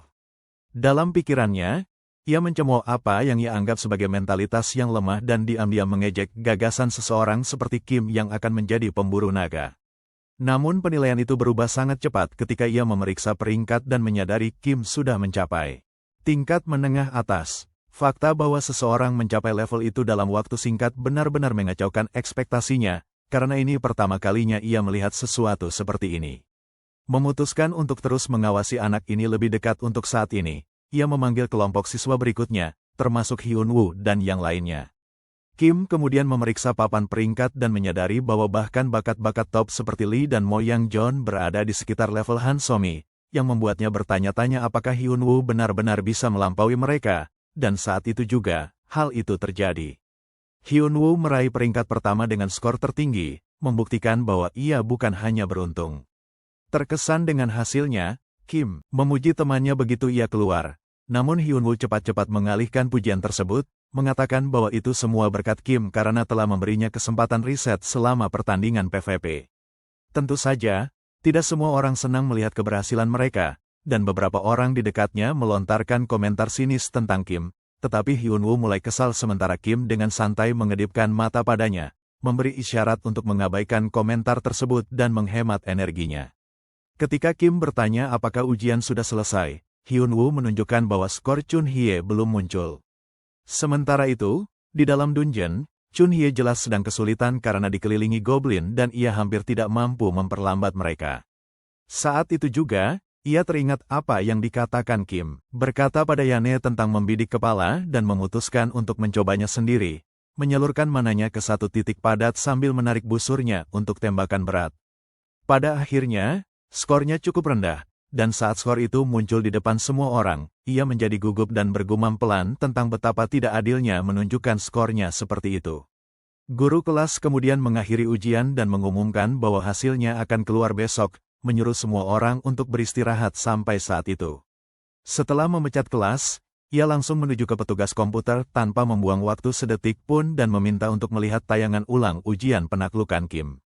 Orang itu mencoba membukanya segera, tetapi hal-hal menjadi. Suatu ketika ia menyadari tayangan ulang itu sama sekali tidak tersimpan. Hal itu jelas membuat guru tidak nyaman. Jadi setelah sedikit penyelidikan, mereka akhirnya menemukan kebenaran yang sudah jelas bahwa Kim sendiri yang telah menghapus rekaman tersebut, yang tentu saja menimbulkan kecurigaan. Ia tahu jika anak itu terus bermain dengan kecepatan seperti itu, ia akan dengan mudah melampaui 2000 poin. Awalnya, ia berpikir mungkin anak itu adalah salah satu pengikut pemimpin jahat yang menyusup ke akademi, jadi lebih bijak untuk diam-diam mempersiapkan langkah pencegahan. Kacamata bertanya apakah ia harus melaporkan kasus ini kepada kepala sekolah, tetapi wali kelas memutuskan untuk mengamati lebih lama lagi karena jika mereka tidak segera menunjukkan bukti kuat, ia mengira Kim akan bersembunyi dan menjadi lebih sulit ditangkap. Saat ia berjalan pergi, Lee menyimpulkan jika anak kita memang penipu, ia akan segera menunjukkan jati dirinya. Sementara itu, di kafetaria, tokoh kita bersama Hyun-woo dan Yen mengambil kopi. Tampaknya mereka berkumpul di kafe untuk memahami buku kecil yang sangat membingungkan yang mereka dapatkan sambil menikmati kopi.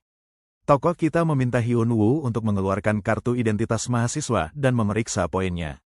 Ia menjelaskan bahwa angka yang dilihatnya adalah poin yang tersedia, yang berfungsi seperti mata uang di akademi.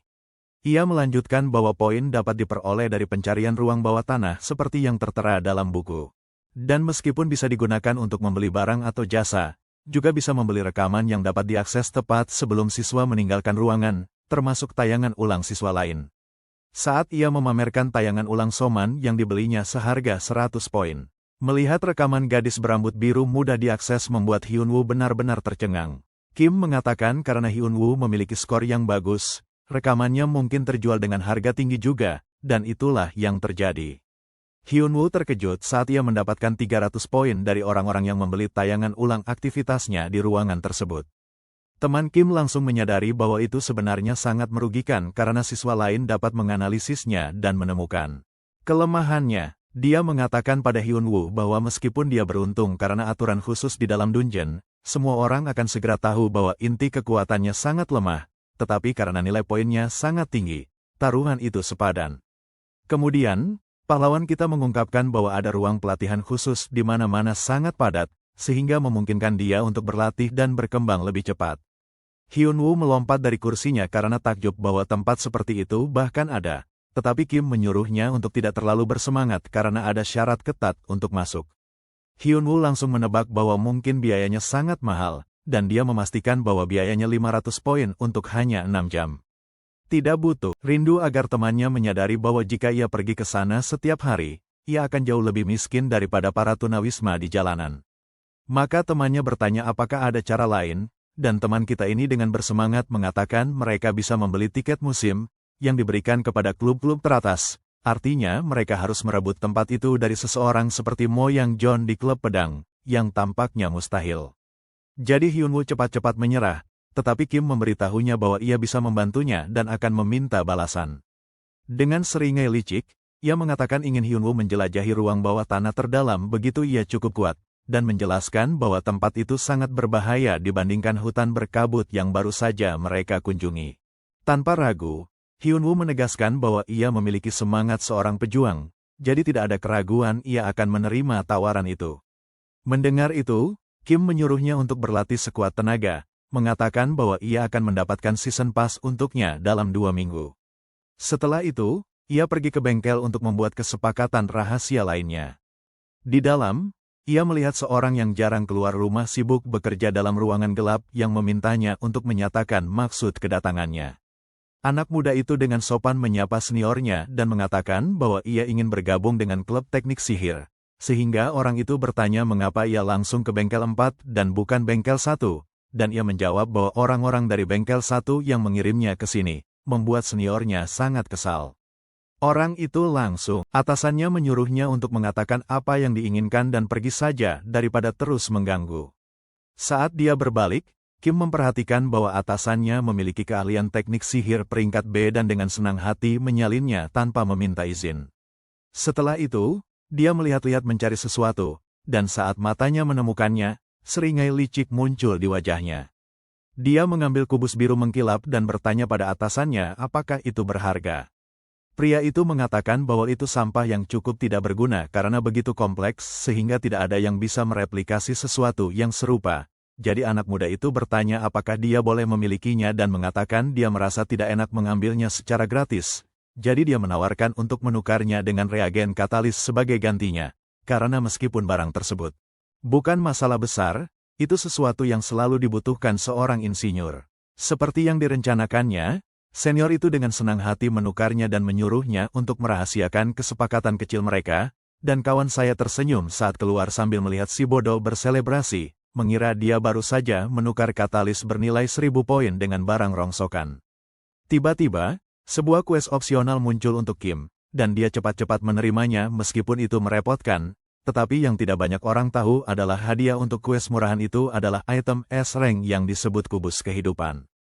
Sebagai seseorang yang telah membesarkan 1000 karakter S-Rank di masa lalu, dia pergi ke ruang latihan mana karena dia tahu suatu cara untuk membuat item tersebut tanpa harus melalui alur pencarian yang sangat membosankan.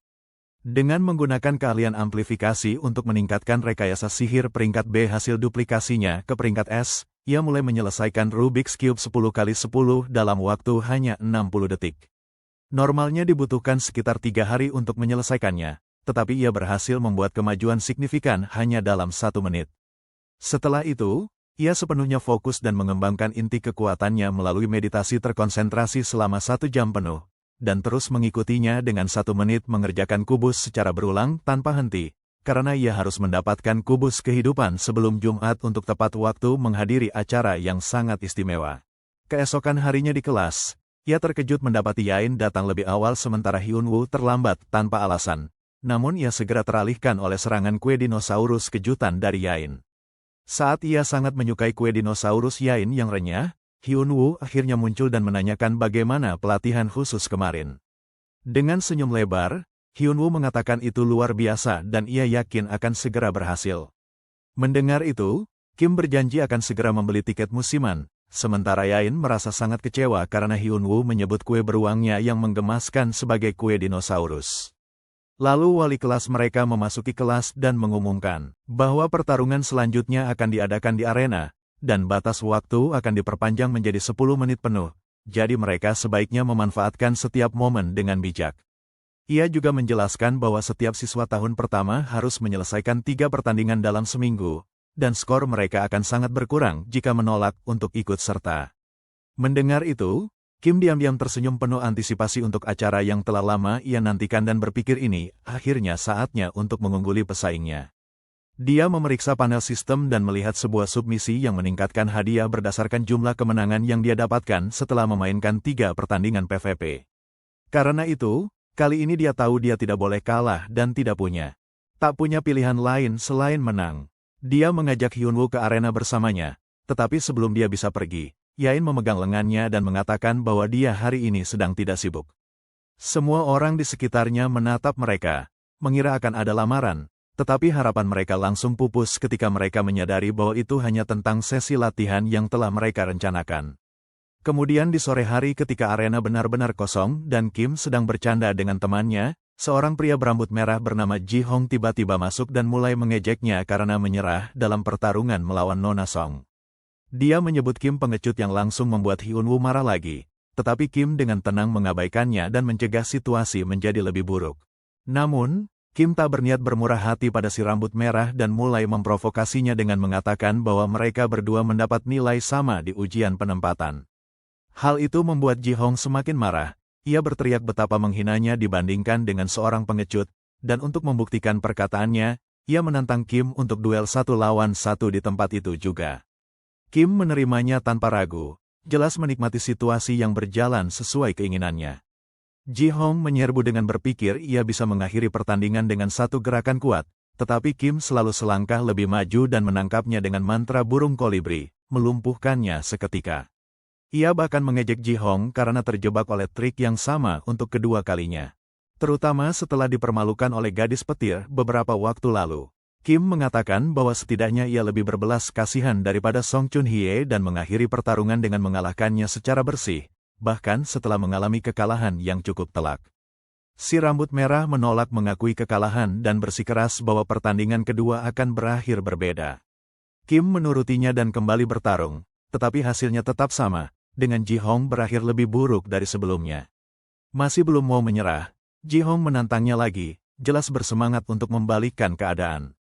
Meskipun Kim hanya butuh satu kemenangan lagi untuk menyelesaikan misinya, ia berpura-pura sangat kelelahan dan bersikeras mendapatkan imbalan jika mereka akan bertarung lagi. Si rambut merah malang, putus asa ingin bertanding lagi, menyerahkan pil spiritual buatan keluarganya sendiri hanya agar Kim mau menerima pertarungan ulang, hanya untuk dikalahkan dengan cara yang sama persis sekali lagi. Kali ini, pukulan itu akhirnya membuatnya sadar dan Ji Hong mengakui kekalahannya, bahkan meminta maaf atas semua perkataan kasarnya sebelumnya. Dia mengatakan pada Kim bahwa dia salah menyebutnya pengecut dan salah menilai Kim, tetapi Kim dengan santai menyuruhnya untuk tetap bersikap seperti pengecut untuk saat ini. Meskipun permintaan itu agak mencurigakan, Ji Hong akhirnya setuju tanpa menolak lebih lanjut. Setelah dia mengumpulkan 3 kemenangannya, Kim menghubungi temannya dan mengetahui bahwa Hyun Woo juga berhasil meraih 2 kemenangan.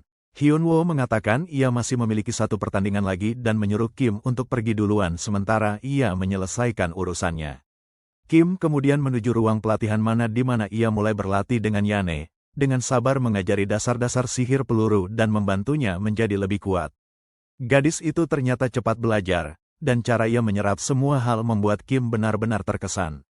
Pelatihan mereka berlanjut hingga akhirnya tiba giliran Yane bertanding, dan ia memasuki pertandingan melawan seorang pria berambut hijau bernama Kwak Ji Chaeol.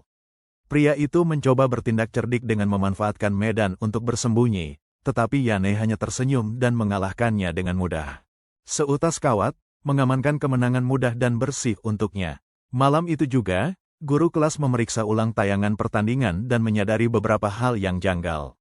Matanya melebar saat melihat pertandingan Yane dan mulai mempertanyakan bagaimana seseorang bisa berkembang sepesat itu hanya dalam 2 hari. Saat itulah ia menyadari sesuatu setelah mengingat pernah mendengar Kim berlatih dengannya, dan menjadi sangat jelas bahwa Kim telah memainkan peran besar lagi. Seluruh kejadian itu sedikit membuatnya merinding seraya ia mulai bertanya-tanya siapa sebenarnya anak misterius itu. Sementara itu, Kim sedang bersantai di tempat lain, sepenuhnya fokus pada kubus, dan akhirnya ia menyelesaikan pembuatan kubus kehidupan, yang meningkatkan efektivitas semua item jenis makhluk hidup yang disimpan meningkat 1,3 kali lipat. Ia merasa sangat bangga atas kerja keras dan meditasi intensif yang telah meningkatkan peringkat intinya menjadi D, sehingga sekarang konsumsi mana dari keahliannya tidak akan terasa separah sebelumnya. Dengan persiapannya yang akhirnya selesai, pahlawan kita dengan percaya diri bersiap untuk mempromosikan penemuan kecilnya yang baru. Dalam perjalanan ke kelas, ia bertemu Nari, penjaga taman druid, dan seperti yang direncanakannya, semua hewan seperti kucingnya sangat sensitif terhadap energi kehidupan, sehingga kubus itu langsung menarik perhatian kucing harimau. Dan langsung melompat ke alat itu dengan sangat nyaman. Nari meminta maaf karena kucingnya yang sangat penasaran bersikap memaksa dan dengan sopan memintanya keluar. Tetapi sebagai druid ia langsung merasakan energi kehidupan yang kuat terpancar dari penemuan anehnya. Saat itu juga, Kim mengatakan padanya bahwa ia harus pergi, jadi akan sangat membantu jika Nari bisa mengambil kucingnya yang lebih lengket daripada mantan pacarnya. Tertarik dengan kubus misterius itu, Nari bertanya apakah ia dari kelas 3, dan setelah itu ia akhirnya pamit sambil terus meminta maaf, menghasilkan keberhasilan besar dalam misi diam-diam Kim. Untuk menarik perhatian klub alam dan merebut tiket musiman yang berharga itu. Kemudian, ia bersiap sepenuhnya untuk acara utamanya yang telah lama ditunggu-tunggu. Nantinya di kelas, guru membacakan ceramah yang membosankan, tetapi ia dengan penuh harap menunggu 1 menit lagi hingga acara tersebut dimulai. Setelah kelas selesai, murid-murid mulai bersantai dan mengobrol, tiba-tiba aura merah tua bersinar terang dan bola berdenyut muncul entah dari mana. Petir menyambar dari bola misterius itu dan mengenai setiap murid di ruangan, tetapi kepanikan mereka hanya sebentar karena petir itu hilang secepat kedatangannya. Awalnya, mereka mengira tidak terjadi apa-apa, tetapi ketika mereka mulai melihat nomor yang tercetak di dahi satu sama lain, pahlawan kita langsung mengenali ini sebagai inspeksi mendadak yang dikenal sebagai gelombang pita. Inspeksi ini menggunakan sihir fiksi ilmiah canggih untuk mendeteksi apakah siswa memiliki mainan yang tidak pantas atau barang ilegal dalam inventaris mereka dan menyimpannya. Pahlawan kita benar-benar terkejut dengan suara berdecit yang mengerikan, sementara Yane dan Hyun Woo berdiri tenang seolah tidak terjadi sesuatu yang aneh. Dia kemudian melihat seorang pria panik sambil memeriksa inventarisnya, dan dengan tenang menghampirinya untuk menanyakan apakah presiden klubnya memberitahu bahwa hari ini adalah hari inspeksi. Namun, pria itu berteriak bahwa dia tidak memiliki barang yang secara teknis ilegal. Tetapi yang dimilikinya adalah barang-barang yang seharusnya tidak boleh dibawa oleh siapapun. Jadi, anak kita itu dengan santai menawarkan bantuan. Ia ragu Kim benar-benar bisa berbuat apa-apa, tetapi begitu Kim mengambil barang itu kembali, ia memohon agar diselamatkan dan bersumpah akan melakukan apapun yang diminta Kim sebagai balasannya. Mendengar itu, anak kita itu dengan tenang menjelaskan bahwa orang itu sekarang berhutang budi padanya, yang langsung dibenarkan oleh orang itu tanpa ragu. Kim kemudian menyuruhnya untuk menyimpan barang-barang terlarang di dalam kubus, membuat orang itu curiga apakah itu benar-benar aman.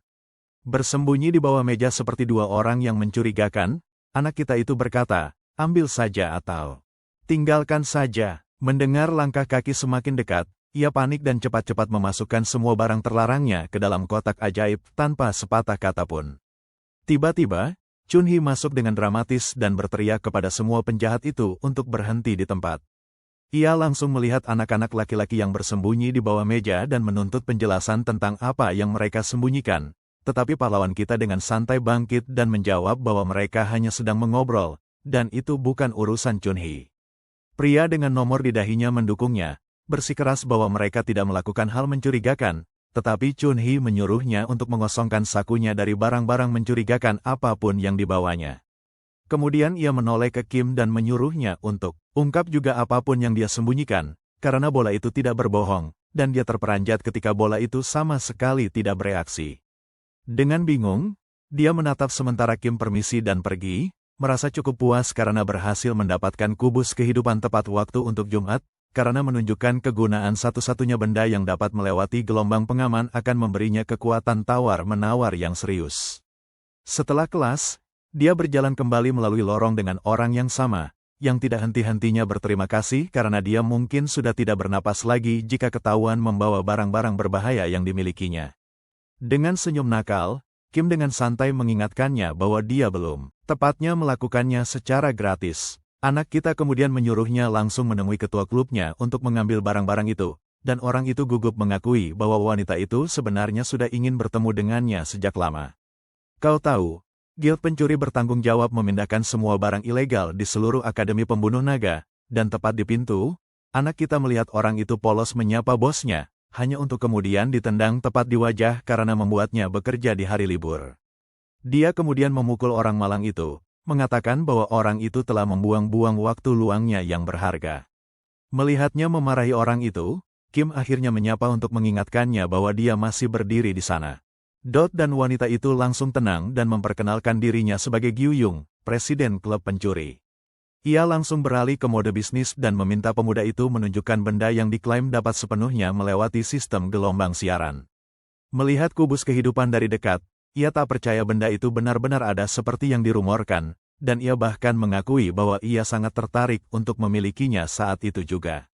Namun, pemuda itu mengingatkannya bahwa ia akan langsung tertangkap karena semua barang Magitech memiliki fitur anti-maling, membuat wanita itu takjub bahwa benda itu adalah Magitech. Mendengar itu, antusiasmenya yang berlebihan mereda, dan ia bersandar, bertanya apa sebenarnya yang diinginkan pemuda itu. Sambil menjelaskan bahwa saat ini mereka tidak bisa menawarkan banyak karena klub sedang mengalami kesulitan keuangan. Namun ia meyakinkan wanita itu bahwa ia tidak akan meminta apapun yang tidak mampu mereka lakukan. Lalu dengan sopan meminta agar wanita itu sendiri mengantarnya ke ruang penyimpanan bawah tanah sementara mereka untuk sedikit diskusi bisnis pribadi. Hal itu langsung membuat suasana hatinya memburuk, dan ia menyipitkan mata, bertanya apakah pria itu serius, karena ruang penyimpanan sementara itu adalah tempat semua barang sitaan yang disita oleh Banwave dibuang setelah penangkapan. Ia menjelaskan bahwa barang-barang tersebut biasanya diperiksa oleh atasan dalam waktu 1 minggu, setelah itu semuanya tiba-tiba lenyap ke tempat yang tak seorang pun tahu. Namun, anak laki-laki kita dengan tenang menyatakan bahwa ia sudah tahu presiden sendiri akan pergi ke sana dalam 1 atau 2 hari, sehingga presiden meminta anak laki-laki itu untuk jujur saja jika ia memang kaki tangan komite disiplin. Ia mengangkat bahu dan memberitahu presiden bahwa ia tidak ada hubungannya dengan kelompok yang sok penting itu. Bahkan, hubungannya dengan mereka sangat buruk. Mendengar itu, Presiden mengatakan, meskipun ia berterima kasih atas bantuan sebelumnya, permintaan anak laki-laki itu bukanlah sesuatu yang mudah dilakukannya tanpa masalah. Saat itu juga, ia membuat Presiden terkejut dengan mengatakan bahwa ia sudah tahu tempat penyimpanan sementara itu dijaga siang malam oleh anggota Komite Disiplin, dan meskipun masuk secara diam-diam sudah sulit, keluar setelah berhasil hampir mustahil. Karena itulah ia menawarkan kesepakatan yang menguntungkan, ia hanya perlu bantuannya untuk keluar, dan sebagai imbalannya, ia akan menyerahkan kubus kehidupan. Presiden tersebut berhenti sejenak dan dengan serius mempertimbangkan tawaran itu, menyadari betapa bermanfaatnya bagi klub pencuri untuk menyembunyikan barang-barang paling berharga mereka di dalam kubus ajaib yang bahkan gelombang pendeteksi pun tak mampu menjangkaunya. Saat ia merenungkan hal itu, ia menatap mata wanita itu dan memberinya kesempatan terakhir untuk menerima kesepakatan sebelum benar-benar batal. Mengawasi lokasi tempat operasi rahasia akan segera dimulai. Para pencuri telah berkumpul. Sebelum mengambil tindakan drastis, pemimpin kelompok, Dang Guiyang, melakukan penghitungan anggota terlebih dahulu, memastikan semua hadir. Semua tercatat, tetapi para pencurinya bingung dengan tambahan seorang anggota baru yang tidak dikenal. Tanpa memberikan banyak informasi kepada anggotanya, Guiyang hanya menyatakan bahwa anak itu ada untuk membantu.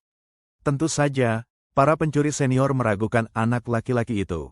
Pekerjaan ini sudah cukup berisiko.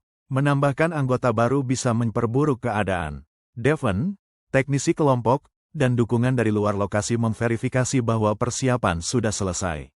Sebagai nasihat terakhir, pemimpin memperingatkan Kim Ho untuk menghindari berdiri. Dengan segala cara, begitu mereka masuk, prioritasnya adalah mengambil barang-barang kecil langka.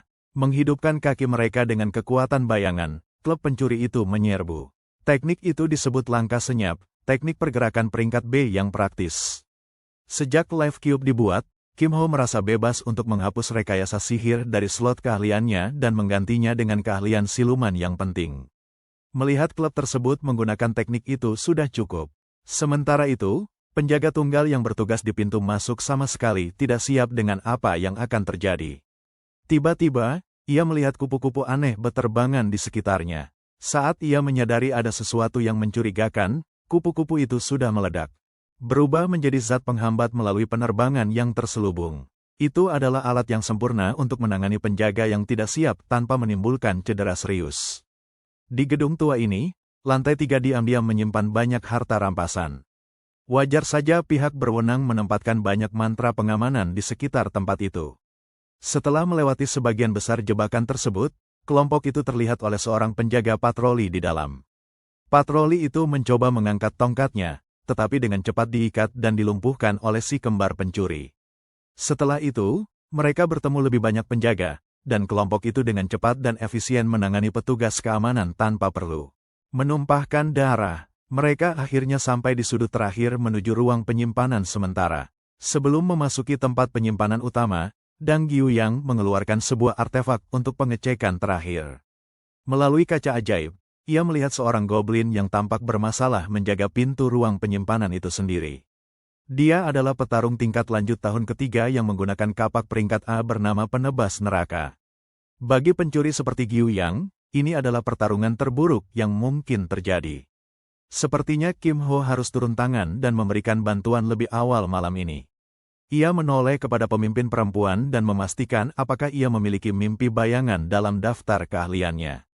Hanya beberapa orang terpilih yang mengetahui teknik itu, tapi tak ada waktu untuk menjelaskan bagaimana Kim Ho mengetahuinya. Setelah mendapat konfirmasi, ia menyentuh ringan Kim Ho dan menggunakan amplifi untuk meningkatkan Shadow Dream peringkat C menjadi peringkat A. Mereka kehabisan waktu, jadi tak ada waktu untuk terperangah. Guiyang menggunakan Shadow Dream dan memunculkan kupu-kupu lebih banyak dari yang pernah ia panggil seumur hidupnya. Kupu-kupu ungu itu cepat sekali mengerumuni pria yang memegang kapak itu. Seperti kebiasaannya yang kasar, pria itu mulai mengayunkan senjatanya yang besar untuk mencoba menghancurkan serangga kecil itu. Tentu saja, itu sama sekali tidak berhasil. Begitu salah satu kupu-kupu berada dalam jangkauan untuk meledak, reaksi berantai pun terjadi. Pemimpin kelompok itu dilumpuhkan dengan satu serangan. Ia tampak seperti kepompong yang siap mengepakkan sayap. Keahlian peringkat A memang bukan tanpa alasan. Giu Yang mencatat dalam hati untuk mengkonfrontasi mahasiswa baru itu tentang semua kekacauan ini setelah misi selesai. Dengan penghalang terakhir sudah disingkirkan, para pencuri bebas mengambil harta rampasan. Saat mereka mencari barang-barang berharga dan berkilau, Kim Ho melakukan sedikit belanja pribadi. Daftar barang terlarang di akademi sebagian besar membatasi barang-barang dengan efek samping berbahaya. Jika sesuatu merusak tubuh atau pikiran, maka akan dilarang. Malam ini, Kim Ho mengincar barang-barang terlarang dengan unsur-unsur hukuman, seperti batu kejut yang menyebabkan kelumpuhan. Dengan peringkat S resistensi elemennya, barang-barang ini praktis tanpa kelemahan. Setelah beberapa menit pencarian yang cermat, ia akhirnya merasa puas dengan hasil jarahannya. Karena mereka punya sedikit waktu luang, ia mungkin juga bisa mencari beberapa buku keahlian. Keahlian dengan penalti elemen yang berat cenderung kuat. Setelah menelusuri tumpukan demi tumpukan buku keahlian, ia akhirnya menemukan sesuatu yang menarik perhatiannya. Itu adalah buku yang membara dan mengeluarkan panas luar biasa. Karena Kim Ho kurang dalam hal keahlian bertarung, grima ini yang menggambarkan api. Tinju adalah anugerah. Saat tim sedang mengumpulkan barang rampasan, beberapa tamu tak diundang datang. Ketua OSIS Akademi Pembasmi Naga, Song Chun Ki, dan anggota Komite Disiplin tahun kedua, Guak Seng Jae, datang untuk mempersulit keadaan. Deng Giu Yang tidak gentar. Ia lebih kesal daripada takut. Mereka mungkin memilih malam yang salah untuk melakukan operasi ini. Tanpa mau mendengarkan penjelasan, Ketua OSIS menuntut penyerahan diri sepenuhnya dan pemindahan yang damai ke ruang disiplin. Semakin lama operasi ini berlanjut, semakin buruk keadaan bagi para pencuri. Dalam situasi tersebut, Giu Yang mengeluarkan salah satu dari kondisi darurat dan berteriak pada orang-orangnya untuk berpencar dan melarikan diri. Ia membuang sesuatu ke tanah, menciptakan tempat persembunyian bayangan yang melindungi sekutunya di dalamnya selama beberapa menit. Tentu saja, itu cukup waktu untuk pergi. Guak Seng Jae mengeluarkan kristal ramalan dan dengan cepat menemukan para pencuri yang masih terjebak di dalam gedung. Setelah memberitahu seluruh tim keamanan, keluar dari gedung tua itu menjadi sangat sulit. Dalam perjalanan keluar, Kim Ho terganggu oleh batu besar yang menggelinding ke arahnya. Untungnya, ia memiliki refleks yang cukup baik untuk menghindarinya. Guak Seng Jae dengan tenang berjalan keluar dari sudut. Memuji Kim Ho karena berhasil menghindari serangan diam-diam yang begitu terencana. Seng Jae sudah menyelesaikan tugas rumahnya. Ia mengenal sebagian besar anggota klub pencuri itu, tetapi anak berambut hitam ini sama sekali asing. Mungkin mahasiswa baru, Kim Ho bahkan tidak memberi respons verbal. Ia cukup pintar untuk menyembunyikan suaranya di depan pihak berwenang, dan Guak Seng Jae menghormati itu. Jika ia tidak akan bicara, itu berarti menyerah bukanlah pilihan. Di sekelilingnya, muncul paku-paku batu tajam yang berusaha menghadang Kim Ho. Setelah cukup dekat, ia memanggil burung kolibri listrik. Guak Seng Jae mendecakkan lidahnya dan memanggil batu meriam yang dijepit akar pohon. Ia meluncurkan rentetan peluru meriam berharap dapat melumpuhkan pencuri itu, tetapi burung kolibri itu hanya melayang di antara peluru-peluru tersebut dengan anggun. Anak ini belum pernah melihat pengendalian burung sebaik ini seumur hidupnya. Seandainya ia tidak memasang mantra pertahanan lebih dulu, ia pasti sudah selesai sekarang. Saat ia pulih dari keterkejutan, pencuri tingkat 1 itu berlari melewatinya dengan langkah senyap.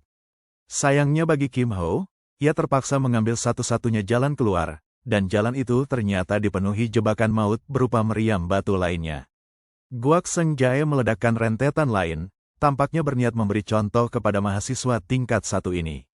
Belum pernah ada yang selamat dari serangan terencananya dan bertahan hidup. Saat hendak memeriksa keadaan setelahnya, Seng Jae mulai berkeringat deras karena suhu di lorong naik hingga sangat panas.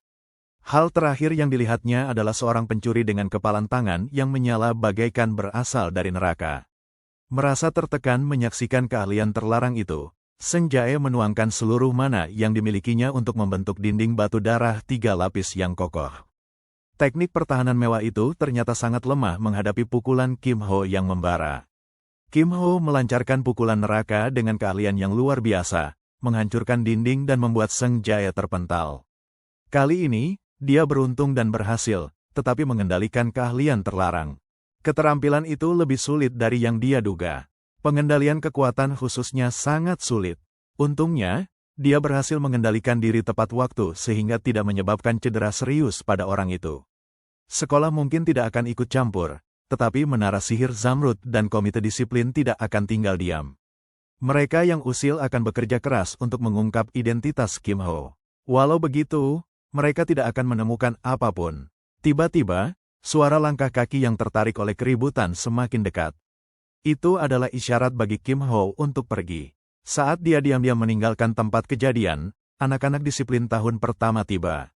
Keesokan harinya, beberapa orang diantar ke ruang kebenaran Komite Disiplin Siswa.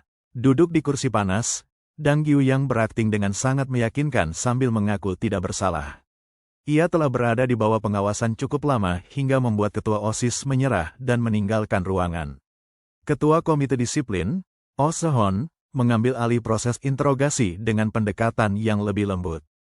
Dengan tenang ia memberikan buku catatan barang-barang penyimpanan sementara kepada Gyuyang, dan Gyuyang membolak-balik halaman-halaman itu dengan gembira. Dalam hati ia berterima kasih kepada Kim Ho yang telah ikut campur. Halaman demi halaman, barang-barang kecil namun berharga telah dimasukkan ke dalam kantong oleh klubnya. Ketua komite dan semua orang lain tahu siapa pelakunya, tetapi mereka tidak tahu bagaimana caranya. Tidak menyimpan barang-barang tersebut, dan mereka juga tidak punya bukti konkret. Seperti biasa, Gyuyang dengan tegas membantah tuduhan itu. Jika ia harus menanggung akibat kasus tanpa bukti nyata, kasus itu tidak akan berjalan. Untuk saat ini, kepala hanya bisa memberikan tindakan disiplin yang ringan kepada pelaku utama.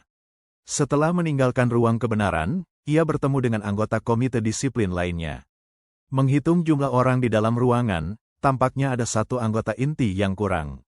Melihat Gyuyang bersikap congkak membuat Song Chun Hai kesal. Ia berpikir dalang sebenarnya pura-pura bodoh tanpa rasa malu.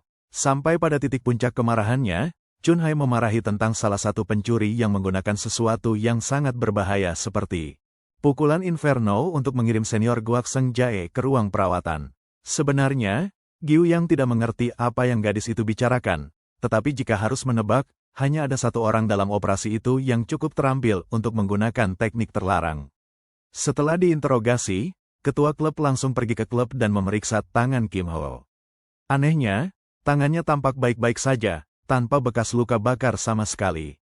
Kim Ho tidak menyembunyikan fakta bahwa dia bertanggung jawab atas rawat inap orang itu. Lupakan kutu buku berkacamata itu, saatnya memeriksa hasil kerja mereka. Melihat banyaknya harta karun yang tersimpan aman di Life Cube, Gyuyang meneteskan air liur karena gembira. Ia belum pernah melihat sup dengan warna-warna secantik itu sebelumnya. Dengan hasil panen yang melimpah ini, kesepakatannya seharusnya dianggap selesai. Saat Kim Ho hendak pergi, Gyuyang menghentikannya dengan undangan resmi untuk bergabung dengan klub pencuri. Ia berjanji akan menjaga si pemula jika Kim Ho mengizinkannya. Tadi malam ia melihat kesombongan dan keserakahan. Di matanya, anak laki-laki ini adalah wujud sempurna seorang pencuri. Meskipun kedengarannya seperti hinaan, itu adalah pujian tinggi darinya. Bagaimanapun, Kim Ho menolak tawaran perekrutan itu. Ia menduga gadis ini menginginkannya sebagian karena kubus kehidupan itu. Ia sudah berencana untuk menjual benda itu. Lebih dari apapun, dia membutuhkan 4 kartu akses ruang latihan khusus. Selain itu, kekebalan terhadap gelombang band hanyalah fitur tambahan. Kekuatan sebenarnya dari kubus itu adalah kemampuan intinya. Dia berjanji akan mengungkapkan deskripsi barang itu sebagai imbalan atas bantuan kecil. Kim Ho hanya ingin menanam benih dengan menyampaikan pesan kepada ketua klub Magitech. Beberapa berita tentang seorang mahasiswa baru yang menyelesaikan kubus 10x10x10. Gyuyang setuju dan tercengang setelah membaca tentang apa sebenarnya fungsi Life Cube, meningkatkan efek item kehidupan yang tersimpan sebesar 1,3 kali. Sesuatu yang luar biasa itu akan laku terjual berapapun harganya di beberapa faksi. Sebelum akhirnya, daun-daun, Gyuyang dengan serius mendesak Kim Ho untuk mempertimbangkan undangannya meskipun tanpa kubus. Dia menghargai semua yang bisa Kim Ho berikan. Jadi, Kim Ho berjanji untuk memikirkannya. Akhir pekan berlalu, dan beberapa hari keheningan sedikit menenangkan komite disiplin. Hari ini, Kim Ho menuju kelas bersama Seo Ye-in yang selalu lemas. Baru Senin pagi, dan dia sudah bergerak seperti zombie. Saat mereka semakin dekat ke kelas berikutnya, Kim Ho semakin yakin bahwa dia sedang diikuti oleh beberapa anak nakal dari Menara Sihir Zamrud atau Klub Alam. Dia sebenarnya tidak peduli jika mereka mengintai, tetapi mencegah masalah. Mencegahnya sejak dini adalah cara yang lebih mudah untuk menangani hal seperti ini. Jadi, ia membiarkan Ye In pergi ke kelas lebih dulu sementara ia membersihkan beberapa tikus. Seo Ye In diam-diam setuju, tetapi ia juga memperhatikan dua orang yang mengintainya. Kim Ho berbalik dan langsung menghadapi keduanya. Gadis itu terkejut, dan anak laki-laki itu tampak puas karena Kim Ho menghemat usahanya untuk memulai konfrontasi. Ia dengan bangga mengaku sebagai penyihir dari Menara Sihir Zamrud. Gadis berambut biru itu jauh lebih sopan, secara resmi mengundang Kim Ho untuk bertemu pemimpin mereka. Tentu saja, ia menolak undangan tersebut. Jika pemimpin menara membutuhkan sesuatu dari dirinya, pemimpinnya bisa datang sendiri daripada mengirim kaki tangan. Anak laki-laki itu senang Kim Ho tidak mau bekerja sama. Sambil mengenakan sarung tangan, ia sudah sangat ingin memukul seseorang sesuai pesan tersebut. Dalam hal itu, Kim Ho setuju. Tanpa memberi kesempatan tikus itu menyelesaikan monolognya, Kim Ho melancarkan serangan cepat. Setelah serangan itu, tikus hijau itu langsung lumpuh, tubuhnya kejang-kejang tak terkendali. Nona tikus menyaksikan pasangannya terkulai di tanah, tak tahu harus berbuat apa. Jika mereka mencari perkelahian, Kim Ho selalu siap. Mengetahui dirinya bukan tandingan orang setegas ini, Nona tikus meminta maaf atas kekacauan yang ditimbulkan. Menilai dari gerakan burung kolibri, ia tahu bahwa Kim Ho adalah petarung ulung. Ia meminta maaf dan Kim Ho menoleh. Setidaknya satu dari tikus itu cukup pintar untuk berhenti. Nyonya tikus yakin bahwa rumor Kim Ho pengecut hanyalah dusta. Tuan tikus, di sisi lain, percaya Kim Ho hanya beruntung mendapat satu serangan. Ia sudah merencanakan balas dendam ketika sebuah peluru tiba-tiba mengenai bagian belakang kepalanya. Nyonya tikus segera mengamati sekeliling, ketakutan pada penembak jitu tak terlihat yang mungkin bersembunyi di mana saja. Ia mencoba bersikap sopan dan cerdas, tetapi Nyonya tikus terkena tembakan di kepala.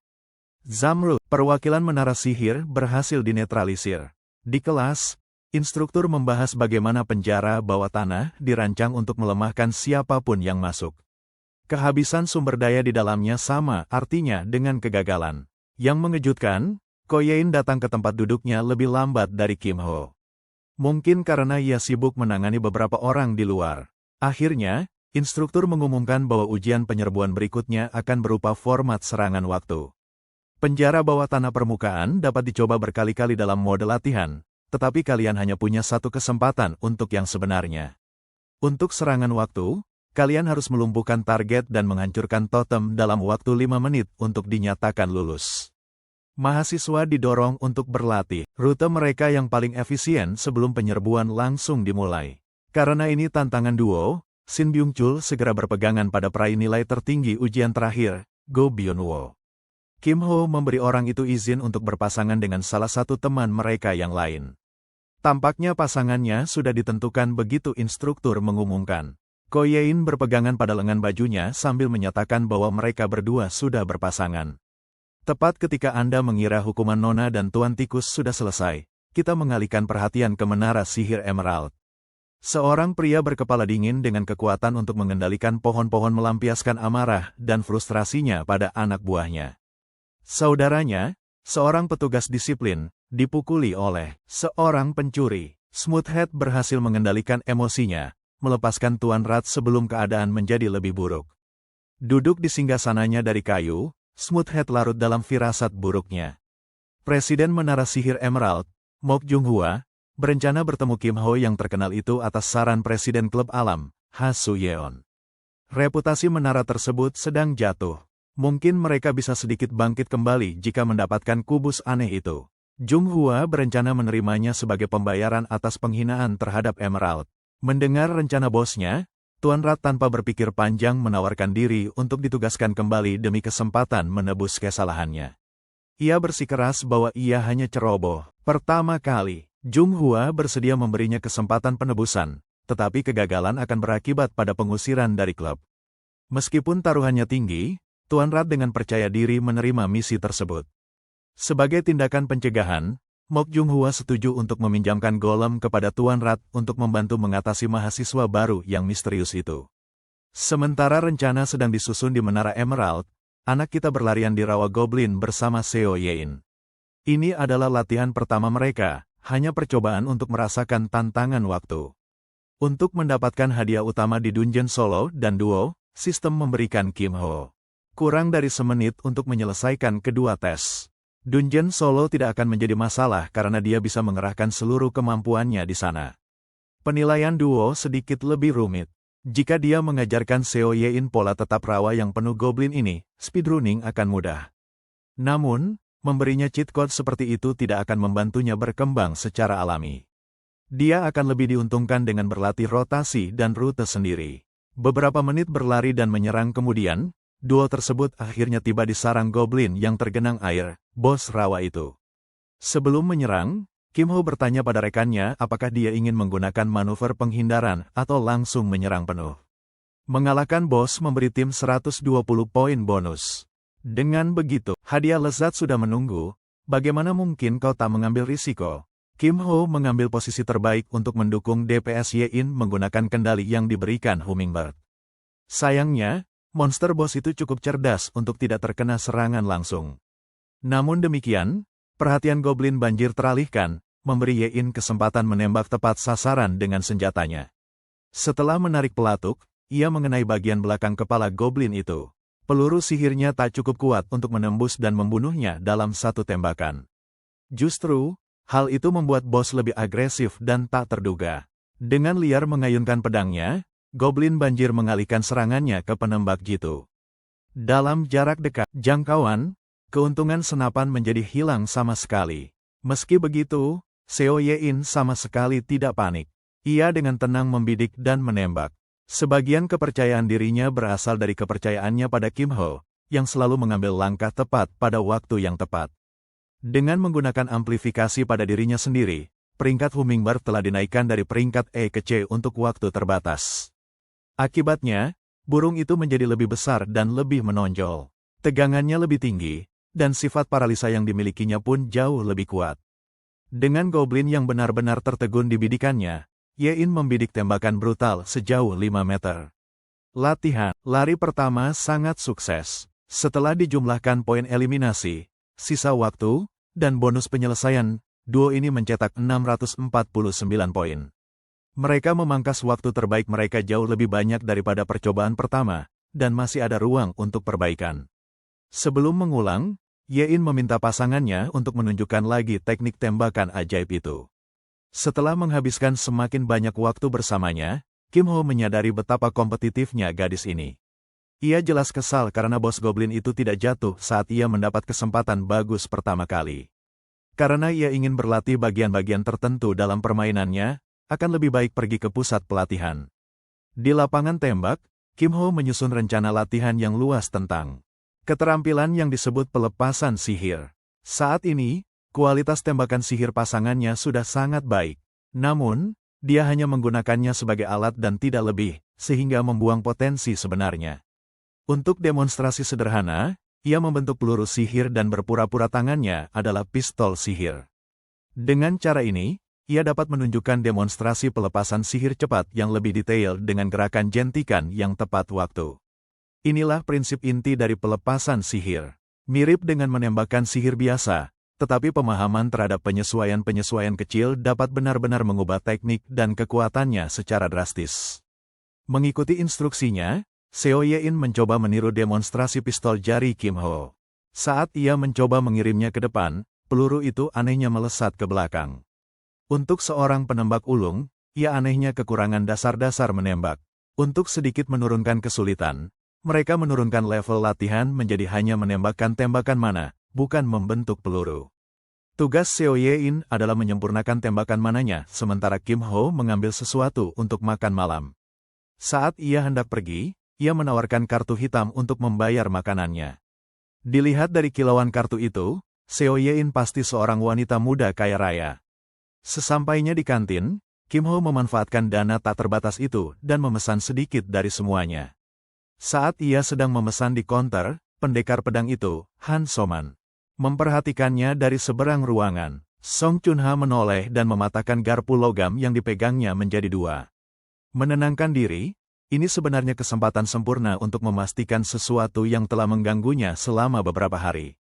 Berlari menghampiri Kim Ho, dia meminta untuk melihat tangannya sebentar.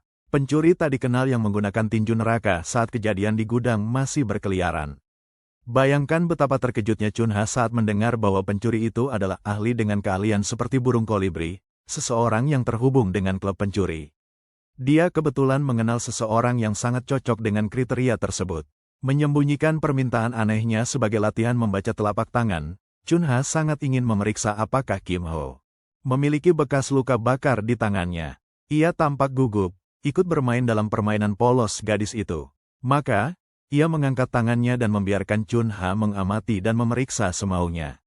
Ketika yang pertama bersih, Chun Ha meminta melihat tangan yang satunya. Setelah pemeriksaan teliti, ia tak menemukan satupun bekas luka bakar. Ia tertegun dan lupa melepaskan tangan Kim Ho.